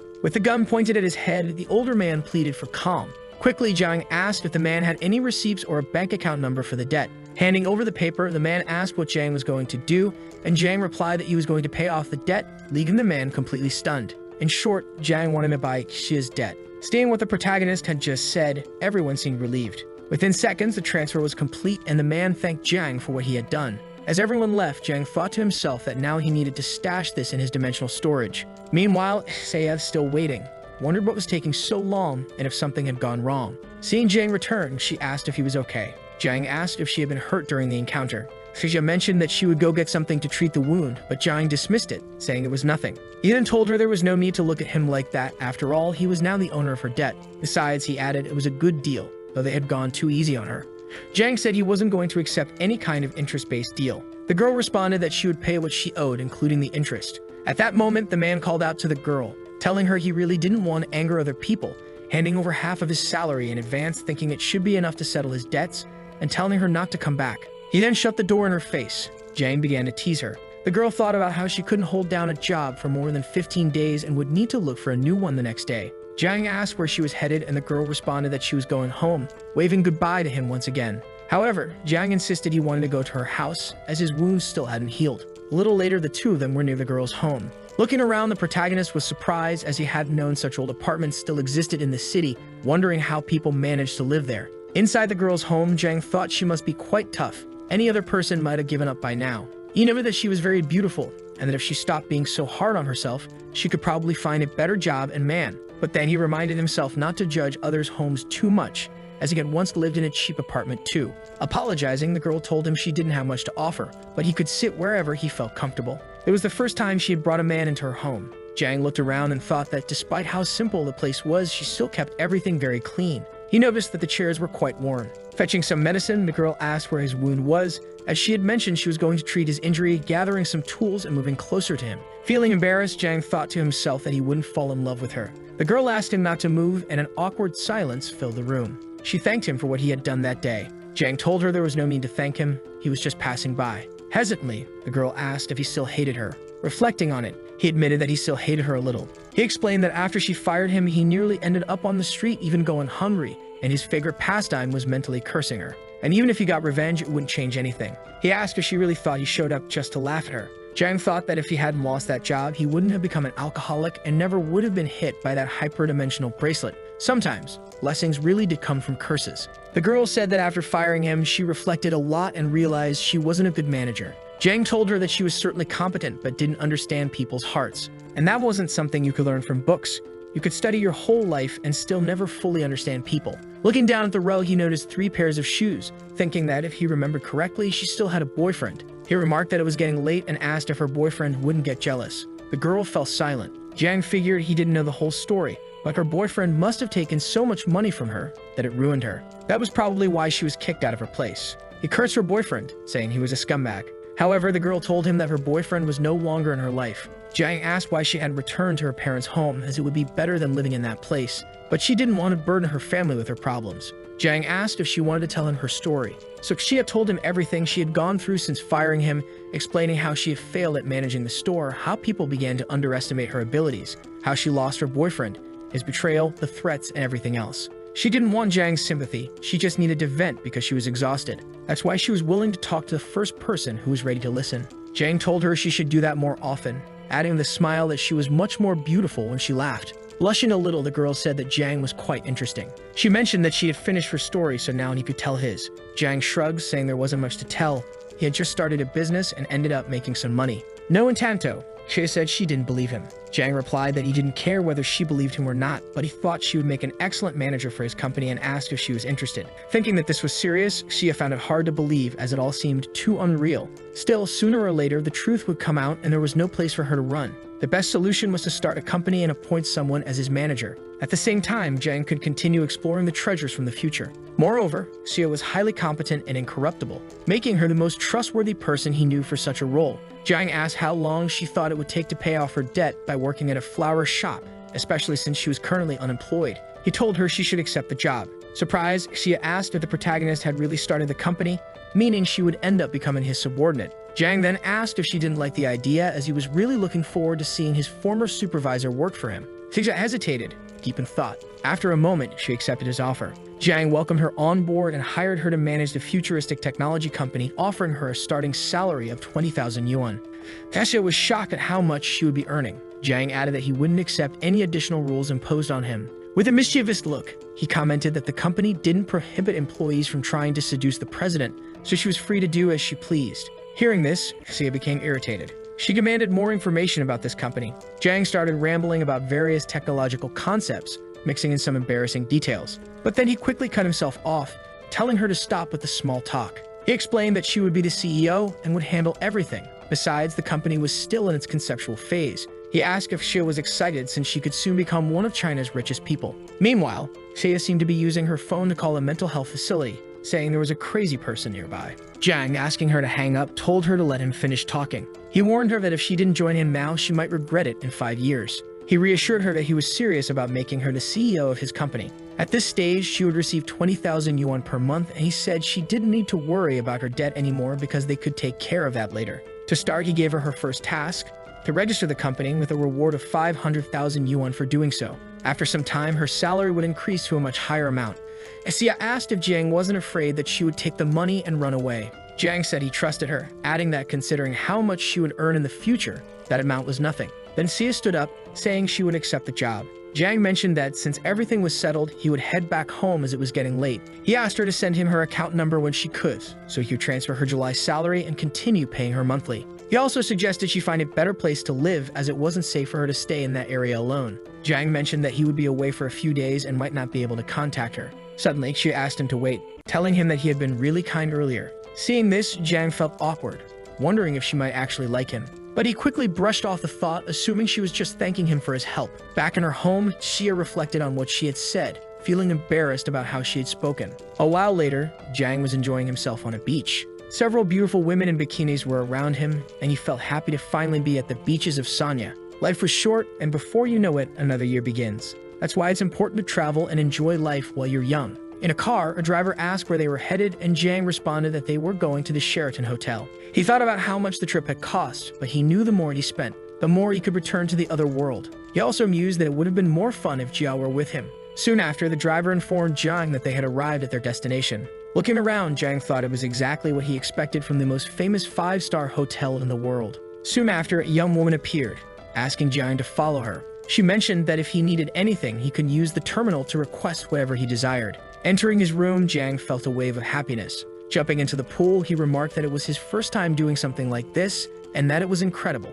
Looking down, he noticed other girls having fun, and thought to himself that he had spent a few $100,000 in just 7 days, wondering how he should spend the rest. However, he soon forgot about it, thinking it was time to change. Lying on his bed, Jiang relaxed, saying that, as expected, the quality of this place was top-notch. In addition, there were many beautiful girls around, and the only thing that could top it off was his bottle of wine. But when he took a sip, he wasn't satisfied, complaining that it was too sour and unpleasant. He finally understood the rich people in movies. Soon after, the protagonist drifted off to sleep. Later, Jiang woke up feeling hungry and decided it was time to go hunt for some good food. As he got dressed and admired himself in the mirror, he was pleased with his appearance. At that moment, a machine notified him that he had received an invitation. Grabbing the paper, he wondered what it was, only to realize it was an invitation from the Prince of Saudi Arabia and his beloved princess for a birthday banquet. A little while later, Jiang was already at the banquet, analyzing the dishes in front of him. As he ate, the people around him looked at him with disdain. Finishing his meal, he commented that it was delicious and asked if there was more to eat.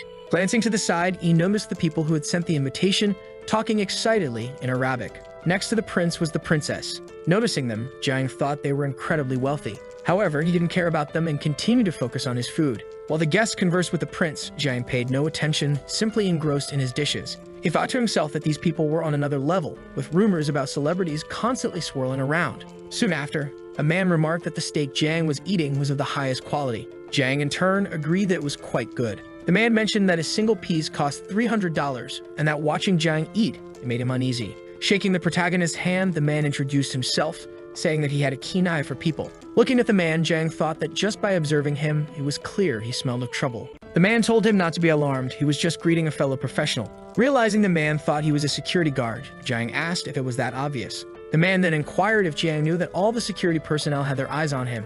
Jiang asked why, as he was just a guy on vacation. The man explained that if he weren't in charge of the prince's security, he wouldn't have come to this event. But as soon as he walked into the room, the first thing that caught his eye was a potential problem. Jiang? He hoped Jiang was enjoying the food. Giving a signal to his companions, the man asked them to step back for now because he was keeping an eye on the target. Noticing that the man was still there, Jiang commented that he thought the man would have already gone to meet his mercenaries. The man replied that he had changed his mind, saying Jiang was good at conversation, and asked if he could say the word click in Mandarin. Jiang quickly realized the man was watching him closely, suspecting he would cause trouble. The man began telling a story about his life, but Jiang wasn't interested and continued eating. Meanwhile, the other guests around them began making toasts. At Jiang's table, the man continued talking despite the lack of attention, asking Jiang what he did for a living, as he didn't seem like someone who could afford to stay at a place like this. Jiang casually responded that he earned money to spend it. The man apologized, realizing Jiang didn't like discussing his business, but Jiang shrugged it off and mentioned that he dealt in gold. The man, thinking it must be in South Africa,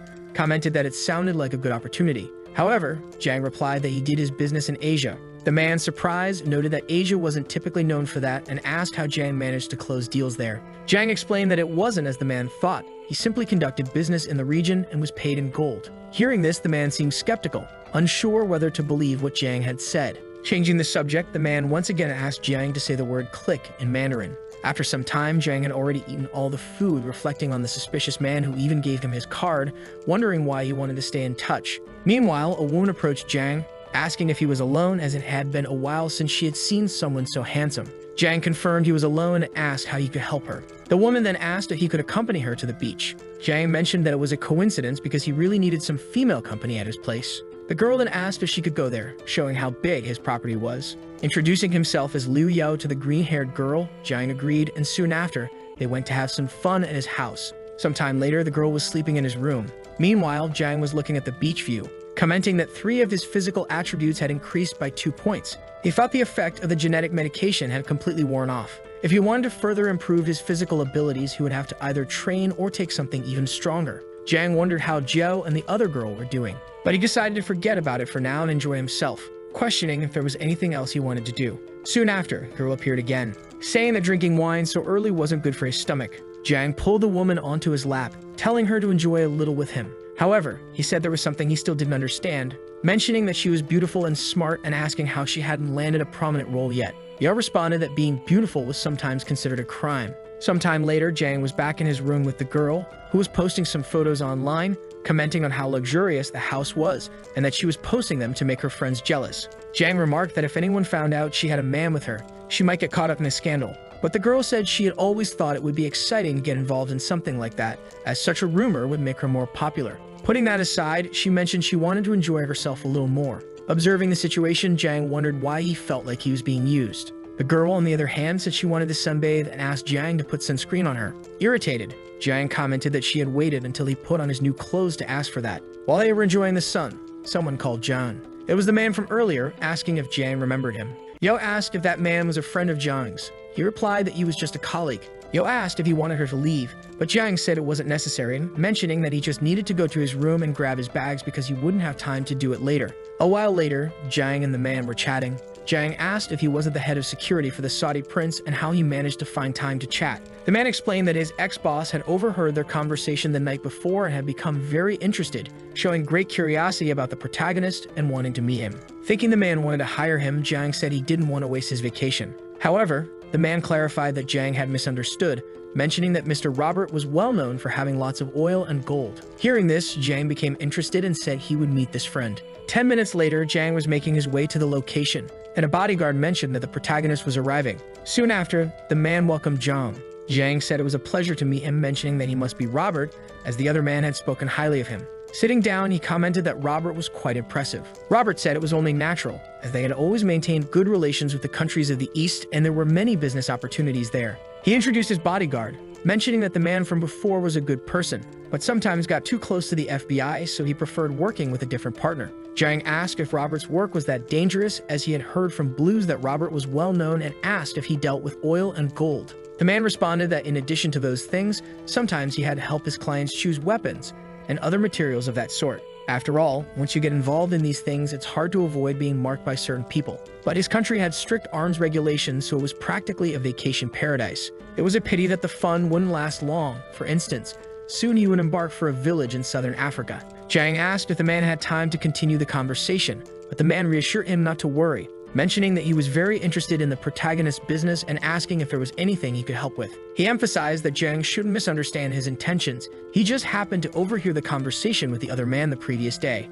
He had always been interested in doing business in East Asia, but all the merchants of that type were still emerging. Jiang, in turn, asked the man for some examples of what he meant, and the man asked if Jiang's transactions were in gold. However, as far as he knew, Jiang's country had very strict laws and large gold transactions could attract the government's attention. Jiang remarked that the man seemed to know his country very well and asked if it wasn't a problem to sell gold in America. The man responded that it was an issue there, but they could discuss the laws and legalities with a specialized team that handled these small problems. To illustrate his point, he gave an example. If a Saudi supply company received oil from there, the transaction would be illegal in Iran. But if they circled their supply posts in Saudi Arabia, a shipment would eventually be converted into something legally sold on the global market. Observing the situation, Jiang seemed to believe the man as a possible partnership was forming. The man reassured Jiang not to worry, as he was always honest in his dealings and could handle whatever amount Jiang wanted, as long as the gold passed through one of his mining programs in South Africa. He assured Jiang that he wouldn't have to worry about any details. He would only need to sell the gold, and the man would take only 9% commission from the total. However, Jiang didn't like the sound of that. The man thought that 9% was a bit high, but such an enterprise was risky, and to raise enough capital for someone buying gold, he needed a higher value. However, the man quickly reconsidered, thinking he needed to lower that rate. Just as he was about to offer a lower percentage, Jiang quickly accepted the proposal, saying he could guarantee the gold was pure 24 carats. However, Jiang made it clear that the transportation would be the man's responsibility, as he would only bring it into the country, and the payment would be made in dollars locally. Once the gold left his hands, Jiang said he wouldn't be responsible for anything further. Even with all these conditions, the man simply agreed, sealing the deal. He handed Jiang a card, saying that once he secured the shipment, all Jiang had to do was contact him. He also suggested opening a Swiss account to make things easier. Taking the card, Jiang hoped everything would work out. The man asked how much gold Jiang planned to dispose of, as he needed to prepare enough capital. Jiang told him not to rush things and said he would contact him by mid-July. As for the quantity, Jiang mentioned it would be several tons. The man was completely shocked by what he heard. With a 9% commission, if it were 3 tons, he would earn $10 million in commissions, money that could keep him awake at night. This was an opportunity to become extremely wealthy. The man asked the bodyguard what he thought of his Asian friend and if he was trustworthy. The bodyguard replied that he couldn't say for sure, but he could affirm that the protagonist was very dangerous. Performing various maneuvers, the man asked if the protagonist knew Kung Fu. The bodyguard said that Jiang might be a businessman, but he estimated that he wasn't weak. His instincts told him Jiang wasn't a threat with firearms. However, in hand-to-hand combat, the odds would be 50-50. Afterward, the man suggested that since they were in the east, they should stop by Egypt. Outside, Jiang was walking, feeling pleased with how things had turned out. He thought he had found a bed of flowers to rest in and could finally move the large quantity of gold, as he had been increasingly worried about it. His original plan was to divide the gold and sell it in various stores, even though it was a slow and risky method. This auction was the safest he had. Each shipment would contain 1 billion in gold, so he would have to move it after each sale, and now he no longer needed to hold back. because if his foreign friend could really handle everything, the legalization process would be fine. He wondered how difficult it would be to carry gold, as just a little would take up 5 cubic meters. Meanwhile, that girl from before was looking out at the beach, asking why Jang took so long since she was starving. Quickly, Jang suggested they go eat. Inside the restaurant, the girl noticed some penguins and remarked how cute they were. Jang responded that he had heard the place was quite beautiful at night. Noticing the young man's expression, the woman mentioned that he seemed very happy that day. Jang replied that he had made a good deal earlier. This left the girl surprised, as she thought it was because of her, but the protagonist asked if she could guess the value of the deal. She responded, thinking maybe it was $1 million, but lamented that even with such a good deal, she wouldn't get anything from it. Jang replied that was just a part of it and he wasn't even sure, but the amount he could earn was likely around $1 billion. This left the woman completely shocked by what she heard, telling Jang that he had real potential. However, the young man remarked that she had already checked out his potential the night before. And so 5 very exciting days passed for the protagonist in every sense. On a plane, a girl served him coffee. Jang thought to himself that the vacation had been amazing. However, it was a shame that he didn't know if he would ever see that girl again in the future. Sometime later, Jang was talking with that girl from before, mentioning that he knew the man was away, but he hadn't even been able to answer his calls. Our guy asked her not to get so upset, as he'd take her next time to see the amazing view from that place. Xia replied that the boss needed to show up from time to time, and that afternoon he'd go with her to the factory and the 6th trading house since the paperwork was organized and everything was on track. Seeing her effort, Jang thanked her for all the hard work. He told her that they'd definitely go that afternoon, but putting work aside for a moment, he asked what she wanted, as she could ask for anything. Looking at the menu, the girl seemed overwhelmed by the many options. Jang told her to relax, assuring her he'd pay for whatever she wanted, asking if she had been eating well over the past few days. Soon after, the waitress arrived to take their orders. Noticing the woman's expression, the protagonist asked if something was bothering her. Shazai replied that the company's situation looked different. Jang asked if people didn't say that every company had unlimited potential in the beginning, to which the girl responded that this only applied to companies with competent cores. She asked if he really knew what advanced technology they would commercialize and whether he remembered advanced algorithms. Jang asked who would remember that kind of thing after graduation, saying he couldn't use that as an example. Still, he assured her that there was no need to worry about innovation, as to start, the company would develop games and then enter the mobile phone market. Interrupting, the woman asked if they would be mobile online games or just PC games, because given the current market, starting with mobile games would be better. As for the mobile phone market, it was a good idea, but they needed to keep their feet on the ground. Only then would the company grow even more. Jang replied that they should take one step at a time, but to move forward, he would have to focus a bit on manager Xia, as she would earn 10% of everything. Kazuya asked when she had ever earned those 10%, and Jang replied that he had just given them to her. He then mentioned that the food had arrived, so they should eat. Shou was surprised, as things hadn't even happened yet, and still the protagonist was already dividing the money. However, the young man didn't seem to care much about that and was simply enjoying his meal. Later, that business meeting had ended, and the young man was lying on his bed. He thought that Xia had a lot of energy, wondering how she managed to keep going back and forth between the factory and the trade sector like that. Moreover, things were progressing quite well. Grabbing his phone, he realized that he needed to prepare to return to that other world. He started ordering several things to bring with him, saying he needed to focus on the essentials. He mentioned that it had been a long time since he returned, and he needed to see how things were going there. Meanwhile, in the post-apocalyptic world, a spaceship seemed to be flying, and the man said that Team 1 had reached the target's location. Activating the life detection device, the system began scanning the entire area. The man mentioned that the target had been spotted. Another individual confirmed that the life signatures matched and they were in the building. He ordered Team 1 to attack. However, the blue-haired man requested that they hold off. He questioned what was inside that building and ordered to be taken to the top. Announcing that the Black Rider group was directly above the target, they acknowledged that they were unsure of the situation and requested maximum artillery support. Inside a command tower, someone confirmed the orders and began preparing for the strike. Another individual reported that the impact would occur in 60 seconds, requesting they increase altitude. A massive ballistic device was being prepared, and within seconds, it launched. A countdown began. The man thought that the ability to instantly destroy an entire building was quite a destructive force. He announced that the kill was confirmed, but immediately after, something caught his attention. In a flash, one of their ships was destroyed. Inside the command tower, the man requested status confirmation from everyone. The pilot reported that they were crashing and urgently needed reinforcements. The pilot of the ship mentioned they had been hit by an electromagnetic pulse, rendering their controls useless. In a moment of adrenaline, the blue-haired man ordered everyone to jump. As the ship began to explode, he and his companions jumped out, activating jetpacks attached to their backs, urging everyone to focus on their mission. One of the soldiers informed the captain that the electromagnetic pulse had come from that thing, and they had hit a jackpot. The crystal readings were at 90,141. The captain acknowledged this and said they would figure out how to harvest them once everyone was together. One of the subordinates questioned why they had been assigned to this mission, stating that the larger the crystal count, the more dangerous the organism. The man smiled, explaining that when these monsters reach a certain level of mutation, they cease to pose a significant threat.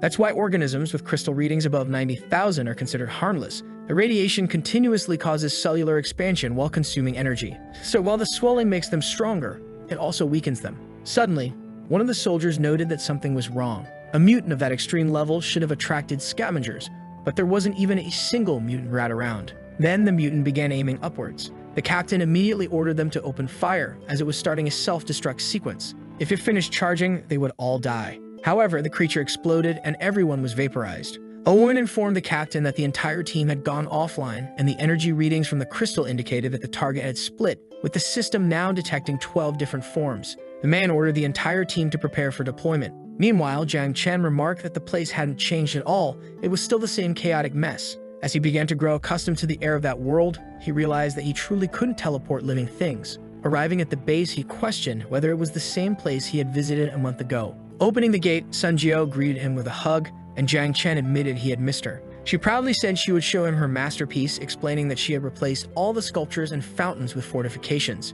She had also built a watchtower surrounded by barbed wire. Jiang Chen questioned if they could still call it a mansion since she had turned it into a fortress. Sun Jiao explained that the place had been practically unprotected, so she had reinforced it. Jiang suggested she could have left it as it was, but Sun Jiao replied that this was their home. They couldn't continue pretending no one lived there since a survivor might start investigating. The protagonist acknowledged she had done a good job. Then he asked where Yo was, and Sun Jiao mentioned she was locked in her room, working on some upgrades. Entering Yo's room, Jiang found everything in disarray. He sat down to take a look at what Yo had been working on. Despite his level 2 in computing, he couldn't make sense of anything. He approached her bed and tried to grab a book lying on top of her, but Yao suddenly sat up, mumbling in her sleep, then laid back down again. Jiang Chen thinks that girl needed to sleep a little as she deserved it, and that she and Sun Jiao must have caused chaos around those parts. Wondering if they had gone out to look for books in that zombie-infested area and if he should explain the situation to them soon. Then he encounters Sun Jiao wearing a sexy outfit and asks the protagonist to come down there.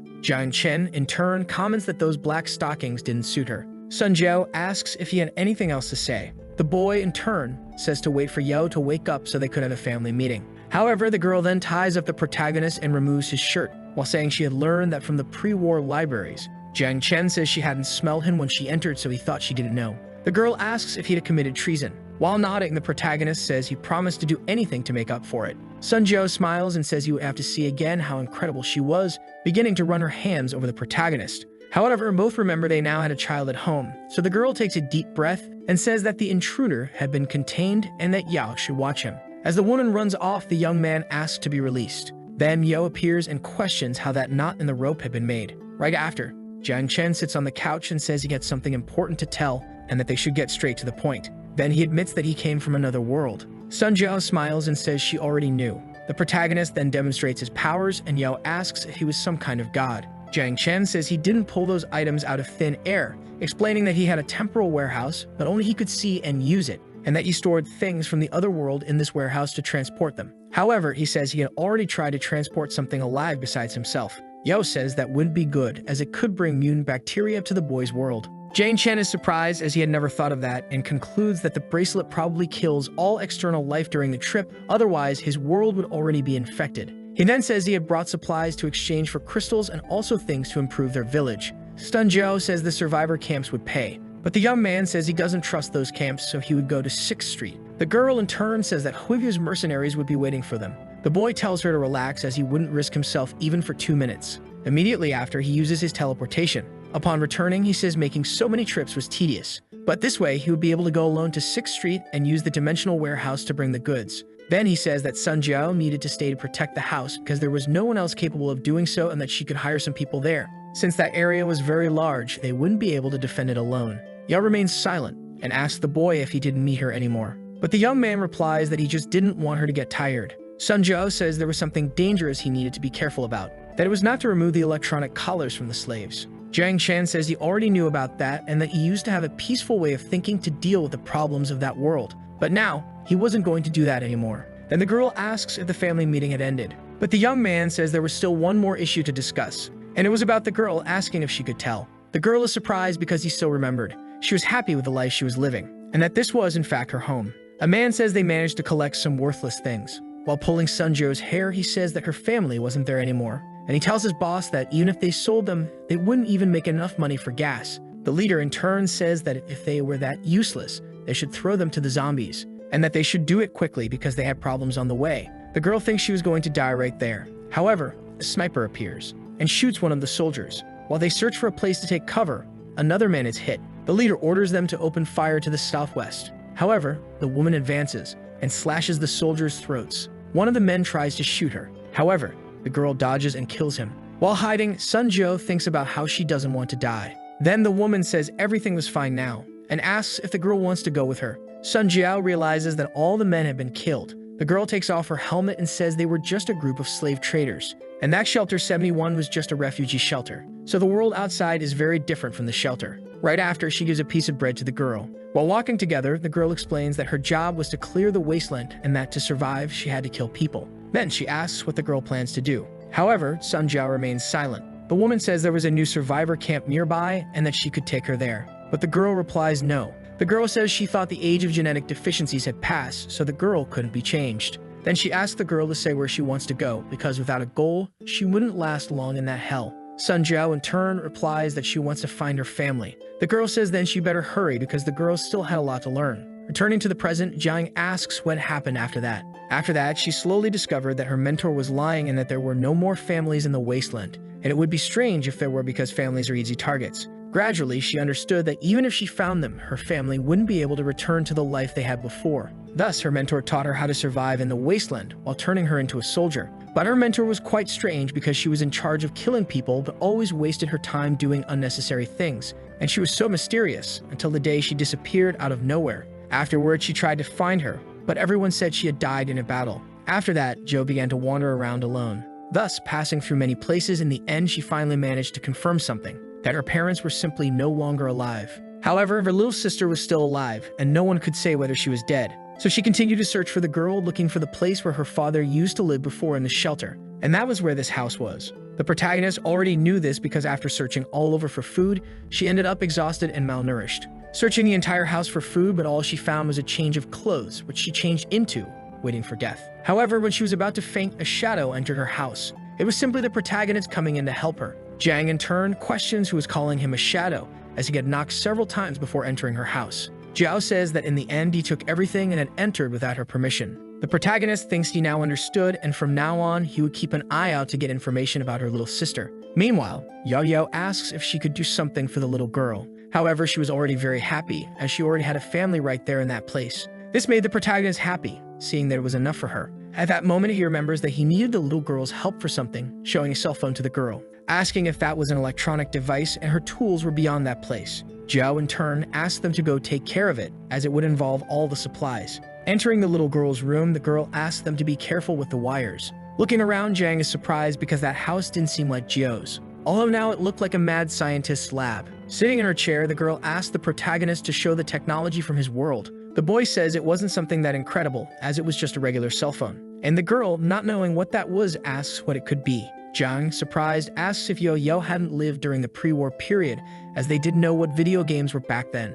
Shortly after, the girl says she seemed to understand what the boy was trying to say, because in the pre-war era there were a lot of shooting games, but they were all played in gaming capsules. Conventional games were all projected on a virtual reality engine, and playing while lying down alleviated fatigue and allowed continued playing for a long time. Jiang thinks that it's not that they didn't have mobile games, but that they were already more obsolete than before, wondering if they should give up on mobile games or port them to a VR system. However, that probably wouldn't be possible, saying that he could research as much as he wanted, but the technology was his. Starting to fiddle with the cell phone, the girl asks what kind of old processor it was, as it used touch on the keyboard, asking if it still had an internal HD and if it was still in gigabytes. A while later, the girl seems to have finished her work, saying that it didn't seem too difficult because if she used too much language she could get anything on it, but the space was too small. Programming games was one thing, but art, music, and gameplay were areas in which she had no experience. The boy thinks his expectations were too high, but not every programmer is a game designer. Even reducing the hardware requirements, the gameplay would still make a difference.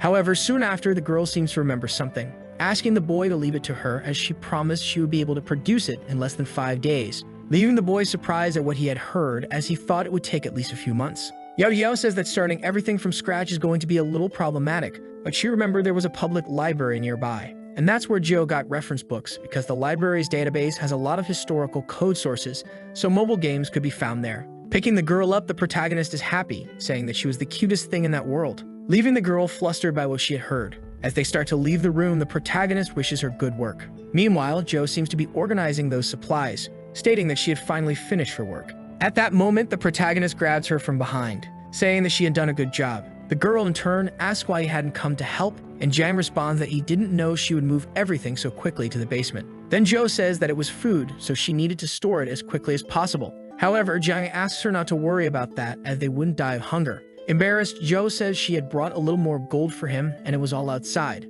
so he should go take a look. Our boy says that a lot had happened that day, but it seems someone had forgotten what she had done that morning. Then several unexpected things begin to happen, and the protagonist says she could scream until she lost her voice, as no one would come to save her. A while later, the protagonist is with his sniper, aiming at a zombie. Pulling the trigger, he seems to miss his target, feeling frustrated with what had happened, thinking that he aimed for the head, but only managed to hit the chest. So he should try again and aim a little higher. Thus, he successfully lands a headshot, leaving Zhao surprised by what the protagonist had done. She tells him to keep it up, as he needed to adjust the angle according to the distance, asking him to have some common sense, as at that moment he was using active targets for practice, but if he ever came face to face with a horde of zombies, any mistake could cost him his life.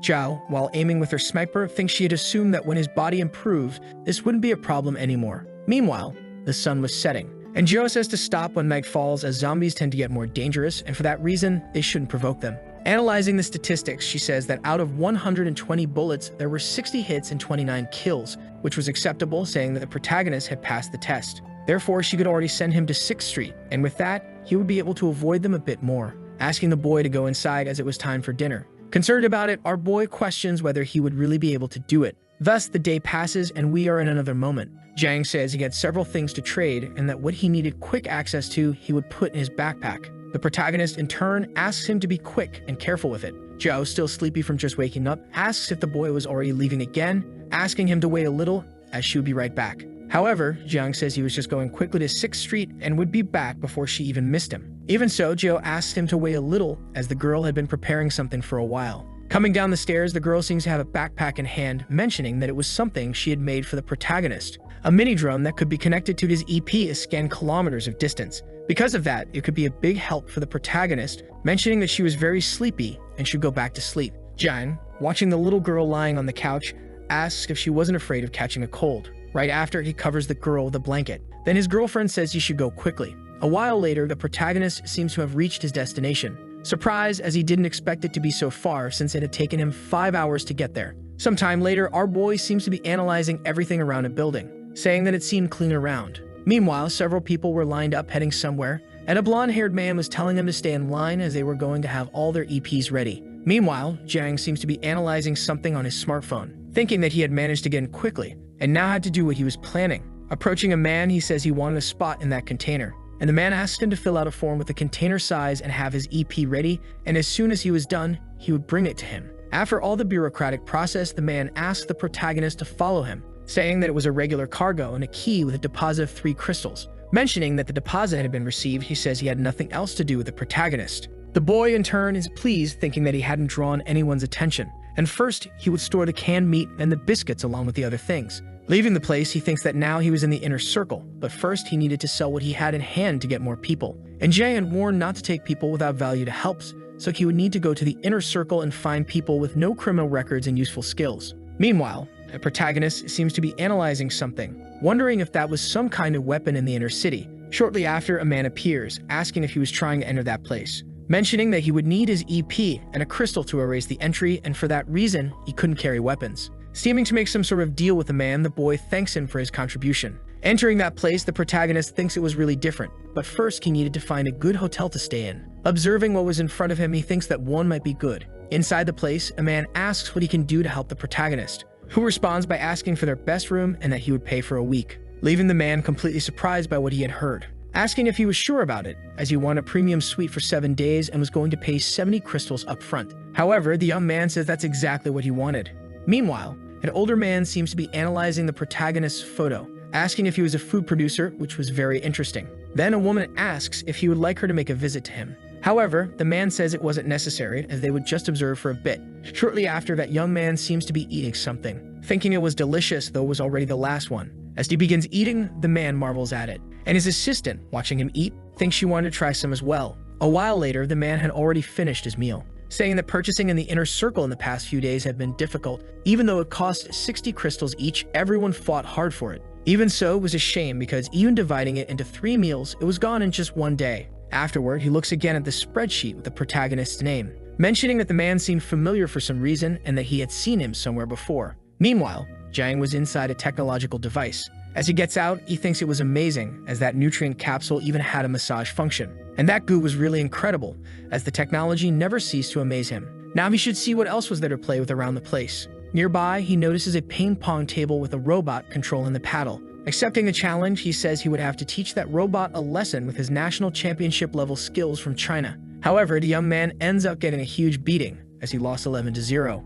wondering if that was the Stereo 7 HD simulation system, and if it wouldn't be like the pen that Scammer had handed him, as it resembled the black and white TV remote when it was broken. Within seconds, it seems he has been transported to a bustling city, wondering what kind of madness was happening in front of him. Observing the simulated people around, he thinks that device was really incredible, because everything around him seems so real. Changing eras, he realizes it even included the Industrial Revolution, and beyond that, World War II. Thinking he liked that 7D projector of a life capsule, so he would consider finding a way to bring one home. Additionally, that place even had made robots.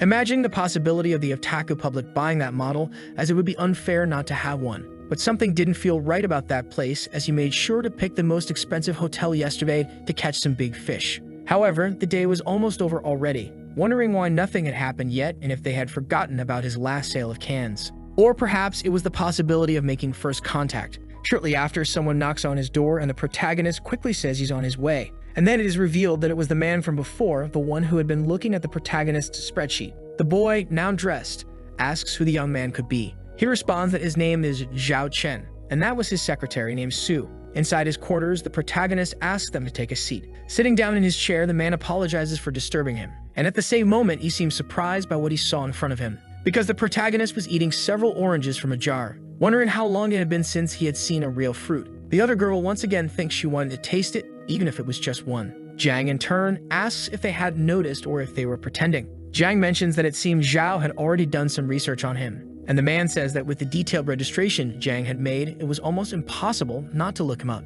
However, our boy asks to leave that aside, as they should eat some fruit first. Those were canned fruits, a specialty of his company, and he confessed that he had a weakness for oranges, so he decided to bring some and hope they would like them, leaving the man completely surprised that he had brought all that to serve them. In disbelief, the secretary asks if they could really eat that, and the protagonist replies that they had just been opened and were specially prepared for them. Realizing the situation, the man thinks that his hand wouldn't stop trembling. As he begins to eat, he thinks it tasted very good, and the juice was spraying through his mouth as if his body were melting. However, at the same moment, he quickly regains his composure. Jiang, noticing how much they enjoyed the food, thinks that he can now relax a little more. He asks what they thought of the fruit. The man responds that they were very tasty. Although 6th Street is capable of producing some fruits, the quantity is extremely low. It is difficult to cultivate fruits, not only because of the radiation but also due to their particularities. Only a few can be consumed, while the rest would lose their nutrients. Jiang then says that's exactly why he's there. And the man assumes that the canned goods that appeared at the exchange house were likely the protagonist's doing, so he should inform him that he was also somewhat close to being a trader from 6th Street. Our boy mentions that those canned goods were sold at the exchange house for 50 crystals each, but he heard they sold them for 60. Summarizing all of this, Jiang was hoping to make some kind of deal with that organization. However, Jiang says he was also thinking about the possibility of negotiating with them numerous times. Then the young man says he would reintroduce himself, stating his name was Zhao Chen, from the 10th seat of the committee and president of a group called Zhao. And on behalf of his group, he would like to invite Jiang's company to 6th Street to discuss a potential partnership. Jiang, introducing himself, says he was right when they said he would find his trade partner by going to that place. The man, surprised, asks if the boy had a stable source of resources. However, the young man asks him to calm down, requesting they sit down to discuss the details. Sometime later, our protagonist seems to be shooting at targets with a rifle, putting into practice what Joe had taught him. Zhao asks what he thought of the rifles as they were produced there on 6th Street. Jiang mentions that they were already more stable than his own weapons, asking for 40 similar ones and several types of grenades to be added. Shortly after, the secretary hands over the trade specifications, asking Jiang to take a look. While he reviews the agreement, Zhao mentions that the protagonist had seen how good their weapons were. The secretary says she would like to check his registration data to ensure there were no issues, and her president would inform him about potential population problems along with the weapons deal. Then Zhao invites the boy to visit his weapons factory. Inside, Jiang thinks that being a council member wasn't a small deal, as not just anyone could own a factory of that size. The secretary explains that it was their main production line responsible for manufacturing weapons and ammunition. Looking up, Jiang asks what that was. The director responds that they were drones capable of carrying up to 50 kilograms, equipped with a self-destruct function. He asks the boy to take a look at them. Surprised, Jiang thinks he should put on his sunglasses. Then Zhao says that was their weapons testing field.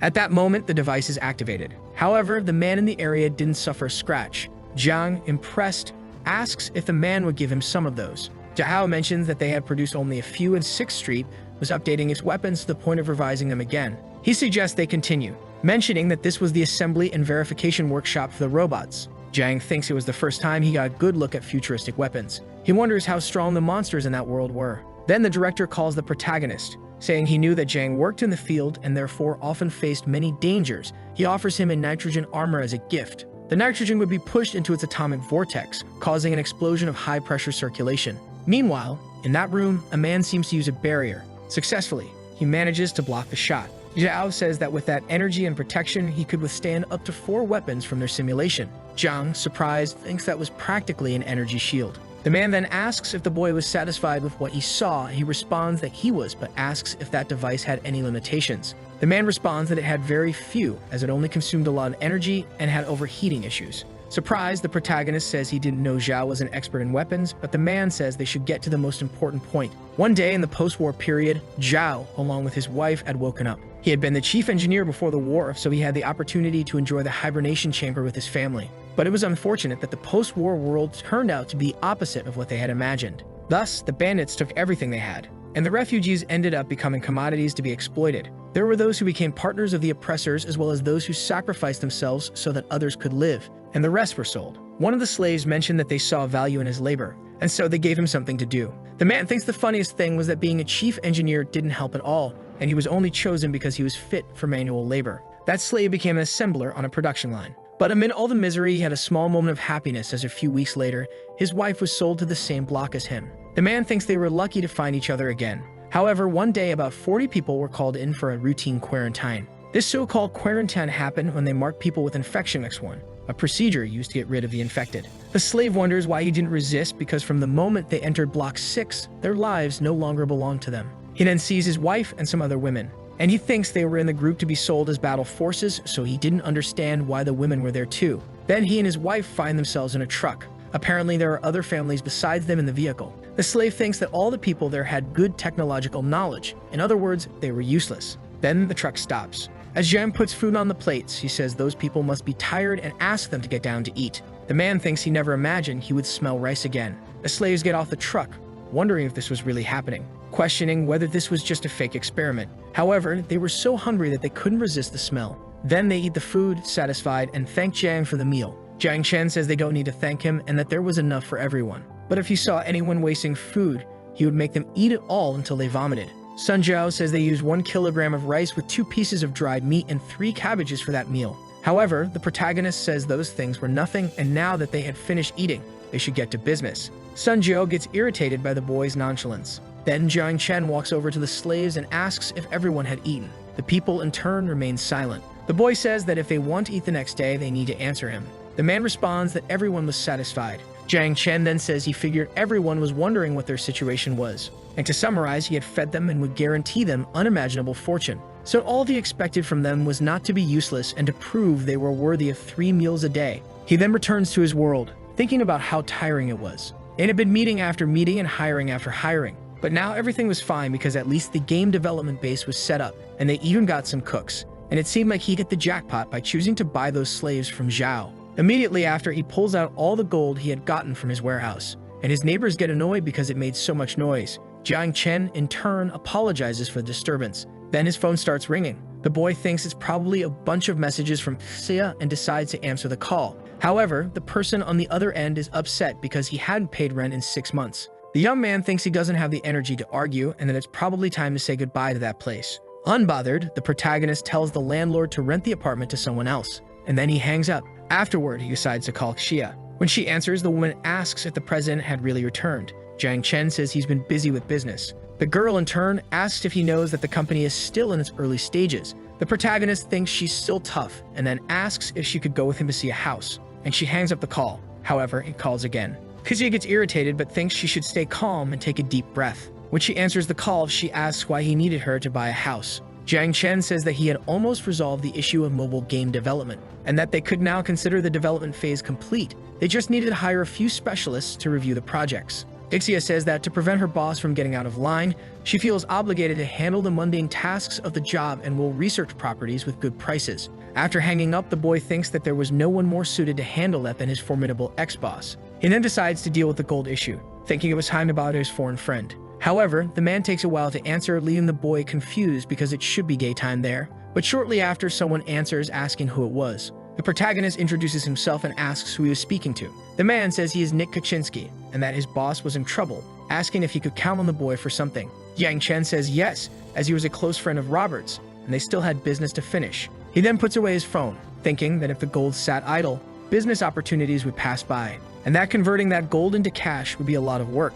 He then thinks that he doesn't want to become a target for some secret agency because if they discovered anything, he would be in big trouble, so he decides to travel. After all, he had gotten his passport back in college, and considering his current body, he would be unbeatable. He then pulls up Liu and Shan's number and thinks he first needs to set aside some money. When he calls the man, he says he has some business to take care of with him tomorrow. By the next morning, everything had already been credited to his account. Liu and Shan tells the protagonist to be careful on the road. After the boy leaves, the man thinks that there was really something big behind him, and then he decides to call his brother, saying that he had checked everything about the young man and that he had no presence or background. And just now, he had gained an additional 7 kilos. Liu and Shan mentions that the boy could be a tomb raider or might have discovered a mine. The man then says that once the job was done, the Hongyi gang wouldn't bother him anymore. The call ends, and Liu and Shan says that now the boy is in his hands. A man throws bread to a young man, saying that if he doesn't eat, he'll die. That prisoner was Robert, a businessman whose ventures spanned various international industries, but 3 days ago, one of his informants betrayed him. Now he finds himself in a terrorist fortress, watching as a poor soul is dragged off for execution, because once they lost their usefulness, they were killed. Robert is not scared. This isn't the first time something like this has happened to him. Last time, he almost had his throat cut, but the mercenaries accepted his bribe. However, he thinks this time the situation is more serious, even though he's a valuable citizen to a nation. And if he hadn't been captured, Nick wouldn't be in such a difficult position. No matter how incredible Nick is, he's still just one man, and handling an entire group of terrorists was a bit complicated for him. But Robert still believes there's a chance and intends to resist as long as possible. As he eats the bread, Robert thinks about how tough it is to chew. Upon exiting the airport, Jiang Chen thinks it seems more peaceful than he imagined. He then shows a map to a taxi driver and asks him to take him to that location. Upon arriving, the driver says that although everything seems calm, there's no guarantee of a sudden attack, and peace is something hard to come by around here. After getting out of the taxi, a man approaches to speak with the boy, asking if he came alone. And that although Jiang Chen is a good fighter, it's going to be tough with just the two of them. The protagonist then asks if Nick had any leads about his boss. As they get into a car, the man says that he already knows the location, and the boy asks if they have prepared some weapons. Nick responds that they're in the back of the vehicle and asks if the young man needs anything. However, Jiang Chen says he's already prepared, and then they head off to the location. When they arrive, the man tells the boy to be careful not to alert anyone, and that he should prepare for battle. Nick then thinks that the young man seemed far too nonchalant and wonders if he would become a deadweight. Jiang Chen says that the people in that area seemed quite sensitive to war. The man asks if the protagonist will really be okay, and mentions that his Chinese kung fu wouldn't be of much use in this situation. Jiang Chen thinks he should give a demonstration of what he can do for the man. He then uses his warehouse and pulls out a weapon from it. Nick is confused as he couldn't believe he hadn't noticed the weapon Jiang was carrying. The boy then walks toward the building and says the man already had his goal, so he didn't need to worry about him. He then grabs a drone that had been made by Yao. After launching the drone, it quickly disappears into the air. Jiang Chen activates the visor on the device and says he will take a look at the total number of people. He then reports that there were 14 people in the building, but 3 were unarmed. He tells Nick to stay outside because he can handle the terrorists inside the building. The man says he trusts Zhang and leaves his boss's life in the young man's hands. Shortly after, the protagonist advances. Inside the building, a group of terrorists is playing cards. One of the men says he's going to the bathroom. Jiang Chen moves through the base, thinking that the genetic drug had been worth every penny. Outside the window, he notices someone using the bathroom. He then eliminates the person with a shot from his weapon.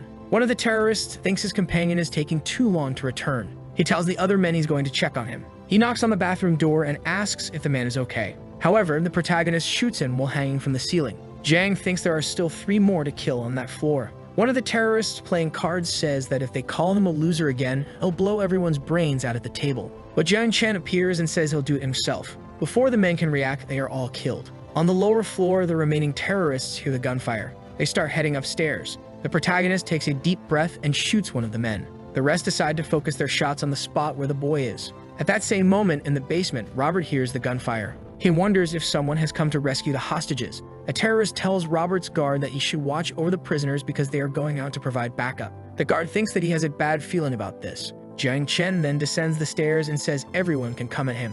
On the other side of the metal door, the guard hears the gunfire. Moments later, the protagonist opens the door and greets Robert. Robert, in turn, is surprised to see the boy there. The terrorist starts shouting in another language. Jiang Chen is confused as he can't understand a word and asks what the man is yelling.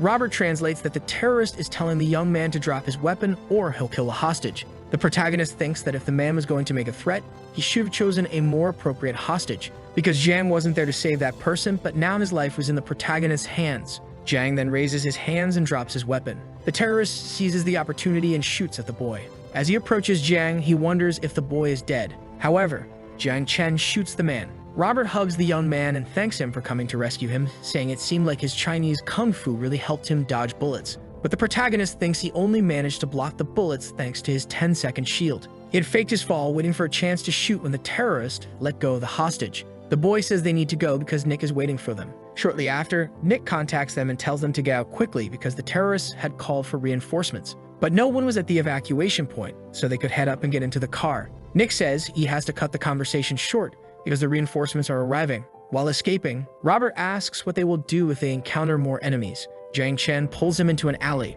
because he had seen the men through his drone. Meanwhile, Nick is wounded by gunfire. He receives information that the protagonist and Robert are already in the car, but he says he's surrounded and tells them to flee without him. Jiang Chen, in turn, tells Nick to head into an alley at 6 o'clock. Nick thinks the enemy fire is too intense, but he decides to take the risk. The protagonist uses his drone to guide Nick through the escape route. Upon reaching the vehicle, Nick says he didn't think he'd make it out alive. But Jiang Chen says they aren't out of the woods yet, as the terrorists have blocked nearly all the roads. Robert suggests heading toward the desert to see if they can reach a safe city. As he drives, the man says they have enough gas to cross the desert and circle to the north. The protagonist thinks that the place they're heading could also be terrorist territory, and that had he known it would be this problematic, he wouldn't have accepted the mission, but now he would see it through to the end. Besides, he was taking the opportunity to test his equipment. What surprised the boy the most was that he no longer felt anything when killing another human being. Shortly after, the car breaks down. Nick says the engine has overheated. Jiang Chen wonders how they can be so unlucky. Then a vehicle approaches the group. Robert begins to speak, telling everyone to lower their weapons because they're saved. As the man approaches the truck, Jiang Chen says the people appear to be refugees. When Robert returns, he says the driver agreed to take them along on his journey. Inside the truck, the protagonist tells Nick that his boss really got along with the refugees. However, the boy notices that the man has fallen asleep. Jiang Chen feels uncomfortable because everyone in the truck is staring at him. Soon after, they all stop for lunch. The boy eats a biscuit he pulled from his dimensional storage, but it still doesn't feel real, because 6 months ago he was just another person in a job queue, and now he was in the middle of the desert. He then notices a girl staring at him as he eats. He approaches and introduces himself to her. She introduces herself as Aisha. Jiang Chen follows the customs of her people and sits down properly. He then gives her a packet of biscuits. Aisha eats the food quickly, but cherishes each bite. The protagonist thinks it seems like she hadn't eaten in a long time. He then asks if she had decided what she would do when they reach the next city. The girl says she's heading to a refugee camp to receive some humanitarian aid and then see if anyone is willing to buy her. The boy decides that this is the time to stay silent. The next day, Robert tells the driver that he could hire him and that he doesn't need to worry about his visa because he has a pass with the Congress. But then the truck comes under attack. Jiang Chen prevents Aisha from falling out of the vehicle. A group of men get out of their cars. They pull Robert out of the truck, saying to take him as a hostage. One of the men orders them to search the area. Aisha tells Jiang that those terrorists are slave traders. She explains that they live in the desert, raiding villages. The women become slaves, and the men either join them or are killed. The girl says that if possible, she'd like to at least keep her chastity, and asks if the boy could give her one of the bullets from his gun. However, Jiang Chen says he won't do that. Aisha is surprised, saying she prays for his success. One of the men shoots into the air, saying that the harvest would be good. As they try to open the truck, Nick and Jiang Chen break their necks. The boy says he's going to save Robert. He then grabs one of the fallen men's guns and shoots at the bandits. As they resist, the men shoot back at the boy. However, he activates his 10-second shield. One of the terrorists says to grab Robert to use him as a hostage, but Robert manages to grab one of the guns, and he shoots one of the bandits. Before the terrorists can do anything, Jiang Chen knocks out the last of them. Nick asks if his boss is okay, and Robert responds that he has a backache. Then Robert asks what they're going to do next, and he replies that they'll have to walk the rest of the way. The protagonist asks what they'll do about the refugees. The men stare at him, unable to protect themselves, while the boy is thinking about the refugees. Robert says that once they reach the next city, they'll be free. And as for humanitarians, they should leave them behind because it's not their concern. And that with the fuel they have, they can get close to the safe zone, so they can warn the refugees of the dangers. But if they take them, they'll become targets too. The rest of the journey was quite peaceful. No terrorist group appeared, nor was there even a sandstorm. But now they had an extra passenger. Robert explained the situation to all the refugees, and Jiang Chen said they should get going. However, Aisha tugged on the protagonist's shirt. He asked what happened. The girl then spoke in her language. Jiang Chen asked Robert to translate for him, but the man felt embarrassed to translate. The boy assumed she was hungry and decided to give her a bag of biscuits, but the girl shook her head and asked them to take her with him. Jiang Chen remembered what she had told him before, and then thought he could manage to get her to a safe place. He then invited the girl to continue the journey with them. Inside the car, the protagonist asked Robert what she had said earlier. Robert explained that she was willing to lie with him as a reward for killing all the bandits. Jiang Chen blushed at the translation. Robert then asked what he thought about polygamy. The boy replied that he wasn't married. Right after, he thought it could get complicated, but he believed that with money, her problem could be solved. When they arrived at their destination, Robert asked if they thought any familiar faces were still around. Aisha became alert, wondering what those people were doing. Jiang Chen told the girl that they were in a safe place, and that they were just waiting for a few people to resolve the situation. The girl remained silent. Then Blues appeared, asking the boy if he still remembered him. Jiang Chen was surprised to see him there as well.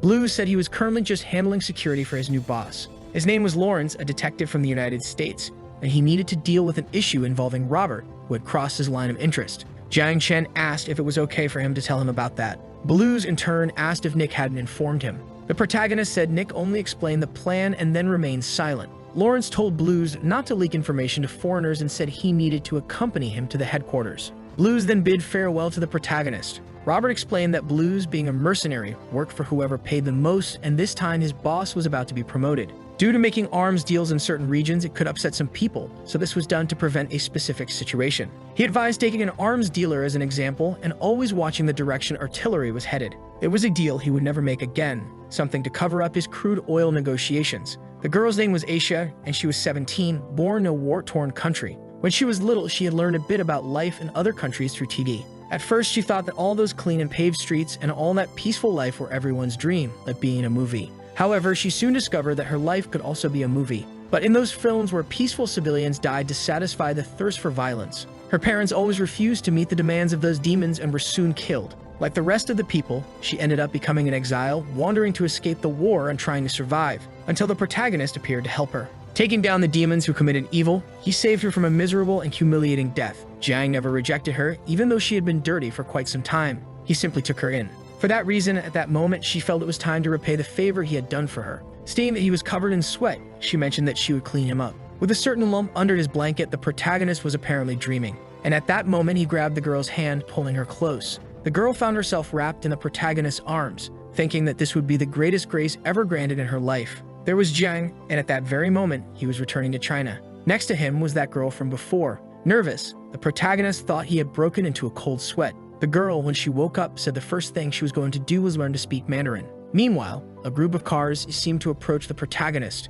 Feeling pleased, he thought they had reunited again, and he needed to thank his boss for helping him get a passport for Aisha. He asked who the young man in the back seat was. The man responded that it was Mr. Zhang, who was in charge of transportation and temporarily responsible for his security. Then the young man introduced himself, saying his name was Zhang, and he was responsible for trade in the city of Wangai. His boss made a deal with the American Robert. As he observed the protagonist, John noticed that the man was talking to him non-stop. It was the longest conversation he had ever witnessed with that man, as he was usually focused on guarding Robert's most important assets. Although he had said he was there to look after him, Jiang realized he was supervising the deal instead. This meant he was merely someone overseeing shipments with international escort. Saying that the goods were there, the protagonist asked them to follow him. However, Jiang says he'll wait outside because Nick will handle everything. His people were also there to manage the transportation. Entering the place, the other man looks surprised. He says he thought that warehouse was just a meeting point, questioning if Jiang had really left everything in that place. Jiang explains that he did that just to avoid attracting thieves' attention,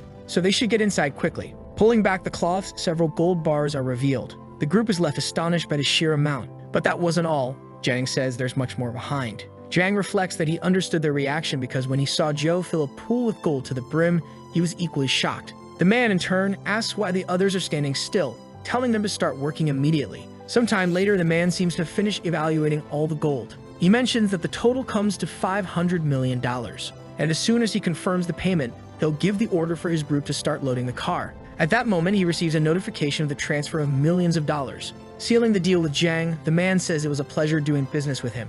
Then he leaves along with his henchmen. Meanwhile, the protagonist is completely astonished by the amount of money now in his account. However, to him, it still wasn't much. Recalling a flashback where he mentioned that it was probably the last shipment of gold, and once it was over, he would need to shift to another business. The other man had asked what industry he planned to move into. Jiang responded that it would be the tech world. In the present, he thinks it's still not enough as $350 million isn't even a third of what future technologies will be worth. At that moment, he receives a phone call. Apparently, it's Xia, who sounds very worried, telling the protagonist to hurry over. An hour and a half later, Jiang arrives at her apartment. She says the boy finally returned and asks if he remembers the USB she had sent. Saying he remembers, Jiang asks if there was any problem with the game. However, Xia says there was nothing wrong, because the person who developed the game was simply a genius. Everything was in order, and they could even create an online game that could be a masterpiece in gaming history. But it was the protagonist's company, and even though she was in charge of almost all the work, there were still many formalities and documents that needed his signature. However, Jiang is always out every day, leaving her alone to handle security. Jiang asks her to relax, assuring her that she'll be paid for all of it. Xia asks him to call her next time and not return to her home once again. The boy asks if she had already chosen a location to establish the company, and Xia says she was about to give him an update on recruitment from the last time. Talking about the company's development, she says the mobile game had been submitted for approval and it didn't contain any overly sensitive content, so she believes they'll receive the results soon. She starts explaining various things about the company, and the protagonist seems to understand none of it. Xia says that if they don't hurry to make a profit with employees' salaries and equipment purchases, the company will certainly go bankrupt. However, Jiang doesn't seem to care much, thinking that his manager had no idea about his resources because with his economic power, the company couldn't fail even if it tried. Xia says she's not joking because it's his company on the line. Noticing how dedicated she was, Jiang suggests making a capital injection. Xia says that probably wouldn't work and asks how much the president was planning to inject. He responds that 10 million should be enough. However, noticing the girl's silence, he raises the amount and asks if 100 million would suffice. Then Xia says she was serious about what she said. Jiang responds that he was serious too, and that tomorrow they go together to the industrial sector to handle all the paperwork. However, she seems hesitant. She asks if he has a lot of money and why he's able to finance a company. Observing her, the protagonist wonders if she's trying to win him over. Meanwhile, in the futuristic world, a ship crashes into a building. The young man's name was Chu, and he had lost contact with the captain during a routine collection of a large crystal source. Now he seemed a bit desperate amid the intense heat of an explosion. To be precise, he hadn't followed the captain's order to evacuate the transport vehicle, so he believed that's what saved him. But his colleagues weren't as fortunate. Moreover, his communication equipment had already failed. He thinks that while he was unconscious, there must have been a massive electromagnetic pulse explosion that even caused his microchip to malfunction. So he needed to check his gear. With what he had left on his weapon, he still had 5 cartridges, 2 syringes, and his nutrient supplies for food. If this was all he had, he would have to push beyond his limits and find his captain. The elevator wasn't working, but at least there weren't many zombies on the higher floors. Meanwhile, several zombies roamed the area. The man thinks he's reached the ground, but it took too long and it was already almost night. So he needed to find a survivor base or somewhere to spend the night. Thus, he decided to take advantage of the remaining daylight, and since these things were slow, he needed to find a way out of the city. When the war started, everyone was evacuating the metropolises, so those cars must have been heading toward the suburbs. For this reason, he needed to hurry. Meanwhile, a girl seems surprised, wondering why no one has shown up yet. It was getting dark and she needed to hold out a little longer. Then that man from before appears, noticing a girl trapped somewhere. While hiding, the girl calls for help. Seeing her, the man wonders who had done that to her. He couldn't leave her there, but he needed to be very cautious. As he whispers, he tells her not to worry because he's there to save her. He reassures her that everything will be fine. As soon as he unties her, the girl hugs him, and with a malicious smile, she thanks him. However, at that moment, 2 armed men appear. They immediately point a gun at his head. It was the green-haired guy from long ago saying that he was the first fool of the month to take the bait. The other girl, with a knife to her neck, apologizes for what she did. So for trying to save someone, Pores ended up falling into a trap and was captured by a group of bandits. Inside a hideout, one of the thugs says they checked the man, and he was the first big catch they've had in a while. because he had lots of good items and equipment on him. Congratulating the girl from before, the other man thinks they should now roast that big fish, asking if the guy had a name. Responding that his name was Chu, the other man asks where he came from. Chu replies that he was from the city of Liuding from the Air Force. Thinking the man might be trying to trick him, he asks where his aircraft is. Chu responds that it simply crashed near a building. The man asks if Chu is still acting all cocky, and Chu asks if he's interested in his equipment, and since he's gotten it, maybe he should let him go. However, the man orders them to take him away. Looking to the side, Chu notices the girl from before and thinks her previous owner was a fool. And his boss took his time catching that fish, and in the end, the guy died and left behind a poor position as a messenger. But luckily, he took the bait so they could keep his stuff. Meanwhile, back where the protagonist is, Shia asks if he's trying to win her over. The protagonist simply asks what she's talking about. Shia thinks that from the beginning, it seems suspicious, like he wanted to start a company, but she had convinced herself it was just her imagination until now. A company is built to generate profit, but since he managed to gather 100 million in less than a year, she questions why he'd start one and take such a big risk, wondering why the boy had started to like her. And on top of that, she had caused him a lot of trouble, forcing him to quit that job. Questioning the reason for doing something in that way, as she didn't want to be any kind of trophy. But that could be the new generation of the rich creating a company to keep it under control, wondering how much it would cost to escape this time. Thus, she could be deceived again. And the boy quickly says that 100 billion would only be a fraction of what the company would be worth in the future, stating that she was right to have made a lot of money. Questioning if he looked like a greedy person to her, finding it amusing to leave money locked up in a bank. But that wasn't what the boy wanted. And if the girl thought he was doing it for her, she was right. It takes a business genius to establish a company that doesn't need the boss's intervention besides having employees who work hard. Touching on that subject, with 100 million, he could make her life even more incredible. Observing the girl, he realizes that she was still silent, wondering if that would be a problem and thinking that bosses aren't usually as nice as employees. At the same moment, the girl stands up, apparently asking the boy to leave her house, mentioning that it was late and they had a lot to do the next day, so he shouldn't forget what she had pointed out. Leaving the place, Zhang thinks that girl had a lot of self-esteem.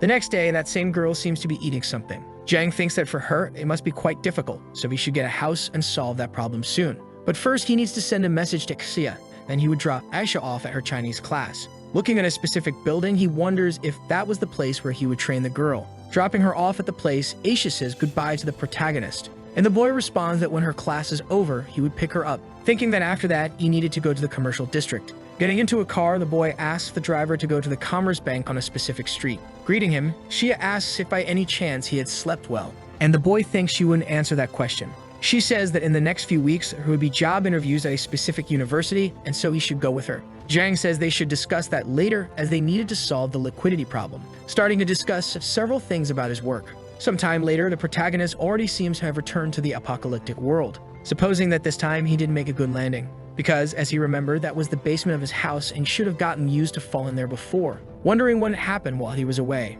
Then a group of people seems to be moving something with a device. Zhang thinks that if it weren't for the village landscape, he wouldn't have recognized his own house, questioning where Jiao was and why there was such an incredible silence. Then a girl in the background asks if he had finally decided to return. Zhang asks her not to scare him like that and to never sneak up on him so quietly. Jiao asks why he was so startled and with whom he had slept this time. Zhang asks when she had arrived as he hadn't even noticed, and if she wasn't too busy, it would be good to know what was happening and if she could inform him about it. However, the girl remains silently observing him, thinking that the boy really knew how to act. And sooner or later, she would get back at him, starting to talk about the various things that had happened in her territory, asking him to follow her as they would talk while walking, mentioning that Yao Yao still hadn't woken up and was probably sleeping as they were coming back. Zhang thinks that she had come close because if she had taken it further, he wouldn't have known how to respond. While the group of people greets the protagonist, the girl responds that this was the community center they were developing, and they had also fortified the perimeter defenses by installing machine guns, but for now, they were only serving to defend against zombies and survivors,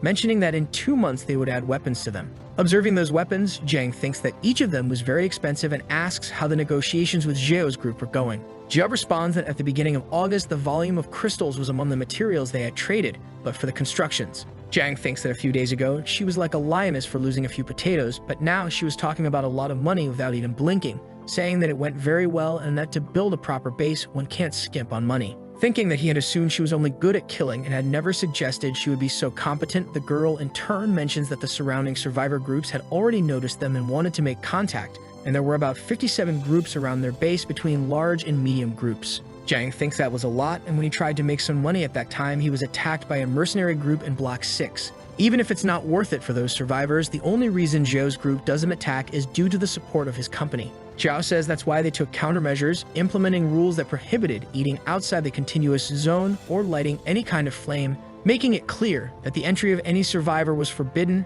and as for how to deal with them, they thought it better to wait for the protagonist's decision. Observing the situation, Jiang asks what the base's capacity was at that moment. The girl responds that she brought other virtual training capsules, and as a result, everyone that could handle weapons and fight. Sometime later, the girl ends up showing him the capsules, mentioning that this was one of the first models that had come out. Additionally, they were training the soldiers with genetic medications and had already used the last shipment of 50 syringes of Class D medication. Jiang asks if by any chance those could be used to learn another type of language. Replying yes, the girl asks why he wanted to learn another language. The protagonist thinks he should give one of those to Aisha along with the genetic medications, as that way he could have a beautiful bodyguard and driver, mentioning that he would use it for something, and for that reason, he was going to take one.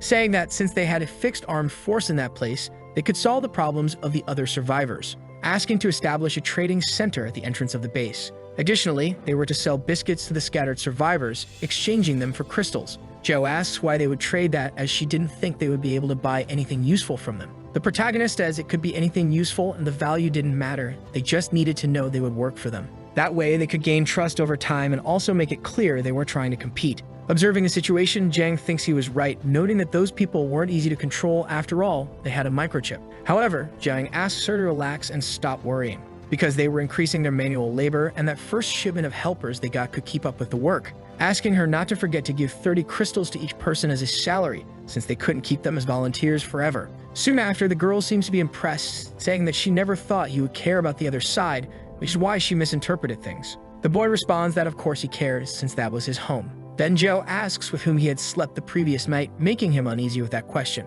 Shortly after, the girl seems to open a capsule, throwing the boy inside it, mentioning that since he had gone silent again, she would have to ask his big guy. Sometime later, a young man seems to be analyzing something.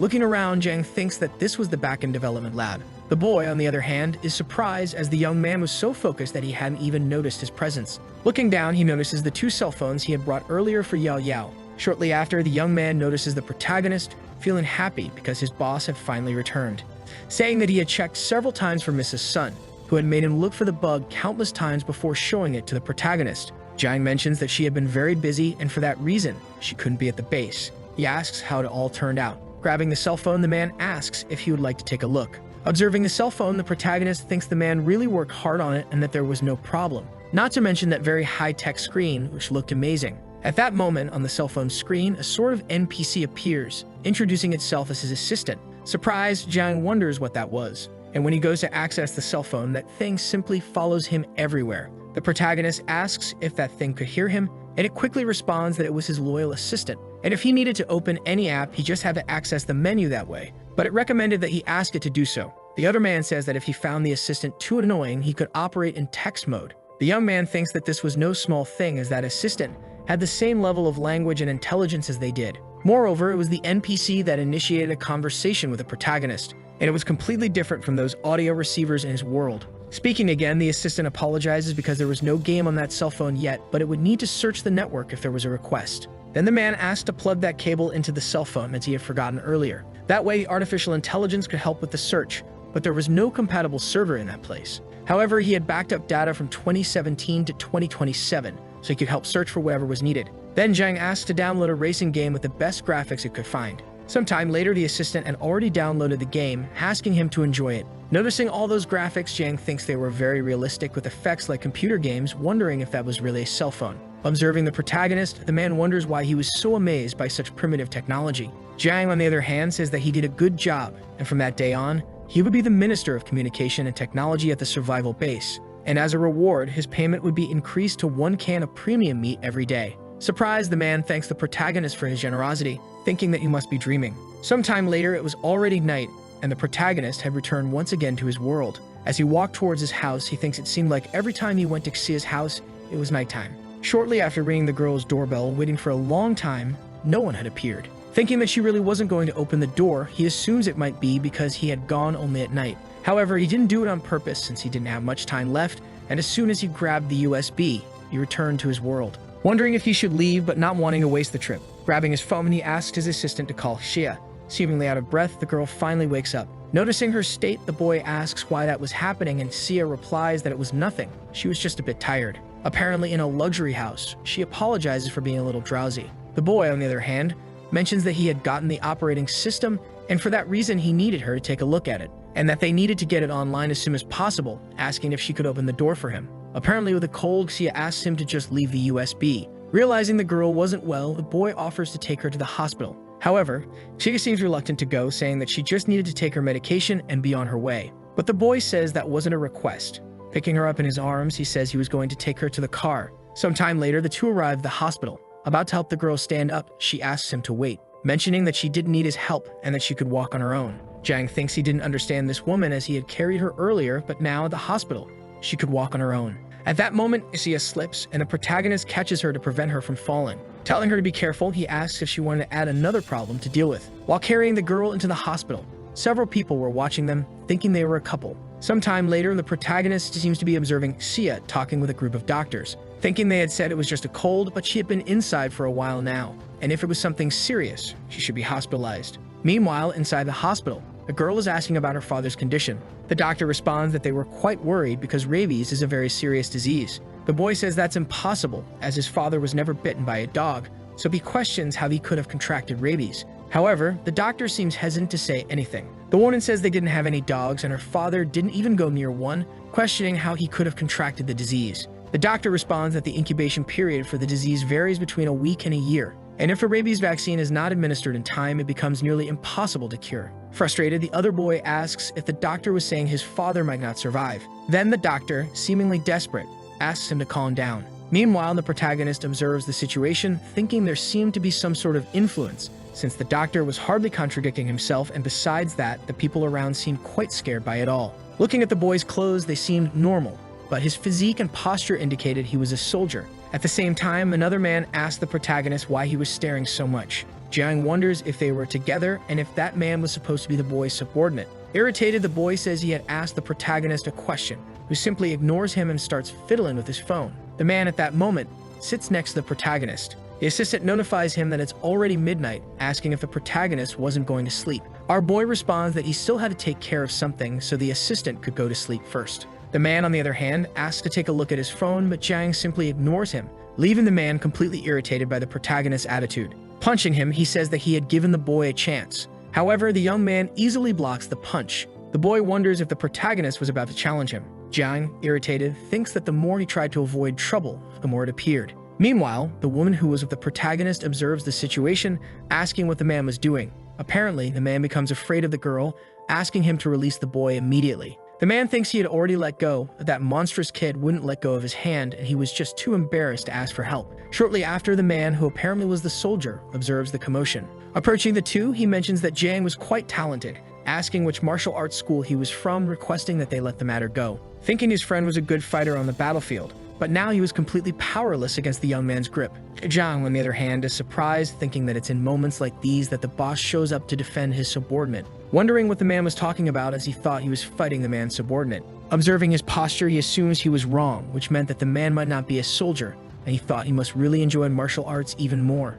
The boy says he had only used a little strength, and the man responds that he was quite strong, asking if he wasn't interested in joining his special forces. However, the protagonist ends up declining the offer, and the girl asks if he was going crazy, pointing out that their father was still bedridden, questioning how he dared to try and recruit someone at a time like that. Apologizing, the girl explains that her brother was a rude man. Jiang feels relieved, thinking that if it weren't for that girl, a commotion could have happened. Asking the man to open his gallery of photos and videos, Jiang mentions there was nothing suspicious, and that he was just there to help his friend and didn't want any trouble with anyone. Thanking him for that, the woman responds that she wouldn't bother him again. Apologizing for the incident, the young man says they were about to leave, and the girl mentions they were closing the account. However, she notices that her brother hadn't given up yet, asking the protagonist if he had any idea how to cure rabies, leaving everyone around surprised by what the young man had said. Laughing at the man, the protagonist wonders if he looked like a doctor. The girl asks them to just accept reality as they would take care of it together. Jiang, observing the man, notices that he was very excited,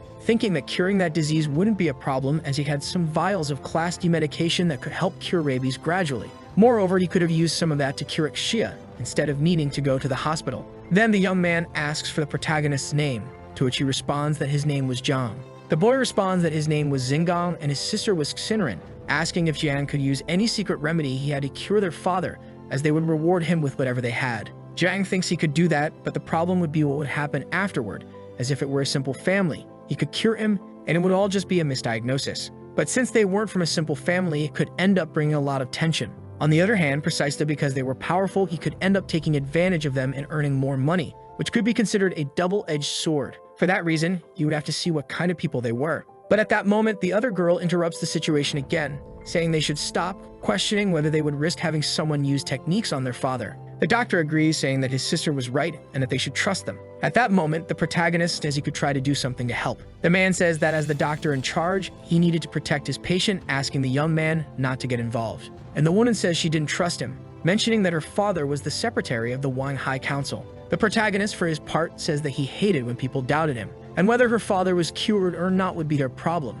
as he wanted to make it clear that they were the ones who bothered him with this, and he was just offering help. Besides, the woman should already know that medical procedures would never cure that kind of disease. Then the boy says he trusted the protagonist, because when someone with rabies manifests symptoms, the mortality rate rises to 100%, and the death is very painful, so they should trust the protagonist even if there was only a 1% chance of helping them. Impressed, Jiang thinks that after all, that boy wasn't so foolish. Standing up, he says he only needed 10 minutes and didn't want anyone to interrupt him during that time. The doctor, about to interrupt the situation, is stopped by the other man, who says he would take responsibility and was placing his trust in the protagonist. The girl, about to say something, is interrupted by the protagonist, who asks her not to say anything else. The girl thinks that maybe her brother is right, and if their father isn't treated, he will end up dying, so this was their only gamble. Looking to the side, Jiang notices a camera watching him, thinking that a grenade could solve that. Using the camera, he successfully conceals himself in the room, quickly grabbing a siren from his portal, thinking that the man was already in a coma, so he wouldn't need to explain anything. Sometime later, our boy exits the room, and the other woman asks how the operation went. The young man simply replies that her father needed to sleep a little. The woman asks if she would have his phone number, as when her father wakes up, he should thank him. Noticing the situation, the protagonist thinks she must still be very worried. Handing her something, he says that it was his card and that his phone number could also be found on the hospital's records. However, the other man says they didn't need the card, just his number to exchange contacts, because from now on, he would be his brother and no one would ever dare to touch him again. At that moment, a noise comes from the door where their father was. Jiang responds that their father had a very strong body, so he must already be awake. Immediately, both of them head towards their father, who, with tears in his eyes, is happy to feel well again. The doctor, on the other hand, questions what method was used, since over 55,000 people die of rabies every year. However, the young man says that this secret couldn't be revealed, thinking that in due time he might tell, but for now he needed to keep that information so that no one would use it for their own benefit. Their father, waking up, asks if they were at the hospital, as he remembered contracting rabies. The man says they had found an incredible doctor to treat him. Xingong, joyful, says that fortunately, the disease was finally cured. The woman admits that she hated to admit it, but her brother had indeed found a doctor capable of curing him. Realizing the situation, the man says that if that was the case, he wouldn't complain about anything. He just needed to thank him, asking how the treatment went and where the doctor was, because he would like to visit him someday. His son responds that the doctor was right there, but about 15 minutes ago, they'd brought him back in. Surprised, the man wonders how on earth he treated that disease and who sent that doctor. Irritated, the woman asks why they didn't get the protagonist's number, and the young man responds that he was about to get it but rushed to see their father. Their father responds that if they searched, they would eventually find him, and now he needed to rest a bit, asking the two of them to leave. Since he hadn't died yet, he needed to take care of some things. The artificial intelligence believed that anyone with internet access was familiar with the term. It always antagonizes the human race and in the end is defeated by the protagonist. And there was current society continuing to develop and explore artificial intelligence. However, it was still an unexplored field and it would take years to master it. The person in front of the computer was a professional hacker, and that was just a game. His futuristic company thought it was invincible, but soon they would pay dearly when their system fell into the hands of a professional. A week later, a man seems to be apologizing to his boss, saying that Gu Sheng from the department had failed. The boss questions whether giving him the freedom to choose his own technicians wasn't enough and asks how the hacking attempt was going. However, the young man once again says there had been almost no progress. The boss says he doesn't blame the team and asks to forget about it, as from what he knew, the other companies were in the same situation. He asks what the current information was and if it had already been summarized. Handing over a document, the young man says all the information was there. The boss asks him to get in touch with the protagonist, owner of the futuristic company, to discuss acquisition rights, offering $20 million to negotiate. The same thing was happening in the offices of various internet moguls, and even the most renowned players knew this young man born in China. Thus, the protagonist ended up awakening great interest, and all of this was processed in the blink of an eye. At that exact moment, at the center of this storm was the protagonist, calmly eating an apple. His assistant mentions that there was a total investment of 590,000 yuan in the market, which included ghost influencers hired to create a buzz. She mentions that they had broken several records that week. However, for the protagonist, that still wasn't enough. Meanwhile, the girl continues talking about the events, mentioning that at that exact moment, 12 companies wanted to form partnerships and make acquisitions, and the protagonist asks her to schedule some time for them. At that moment, Sia mentions that someone had offered $13 million. However, the protagonist responds that he wouldn't sell even for $130 million, questioning how they dared offer such a small amount.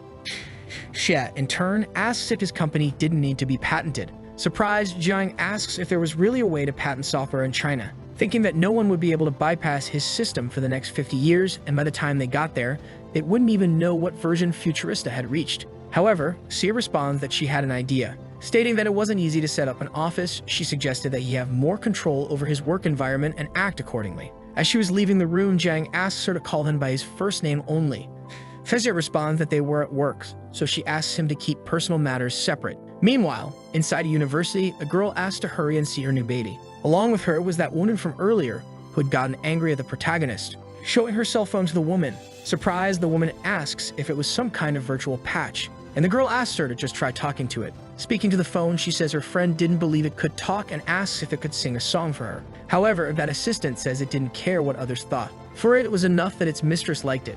Standing up, the assistant says it would do as she requested, asking what kind of music the woman liked as it would play something to her taste. The woman asked if there was a human behind this. The assistant responded that it was just artificial intelligence. Surprised, the girl asked how they managed to create it as even the actions were not repetitive. Her friend says she knew how she felt because she was also shocked at first, but it didn't stop there, as it could also increase the phone's speed by 3 times. The girl thinks that it could become even faster, which could be used in the industrial sector, in the environment, or even as aerospace technology. Thus, the creator of that artificial intelligence put in such a small phone. Placing the phone on the table, she asked the AI to take some beautiful pictures. Sometime later, the assistant does as requested. Then the girl asks again to share those photos on her contacts app, mentioning that the program was called Futurista 1.0 and could be downloaded on any phone with internet as it took up very little space. Additionally, she warns to be cautious of the numerous imitations that already existed, because it was already super popular and she heard it broke a download record on the first day. The woman, on the other hand, asks why she was so proud, as it seemed like she had made the program herself.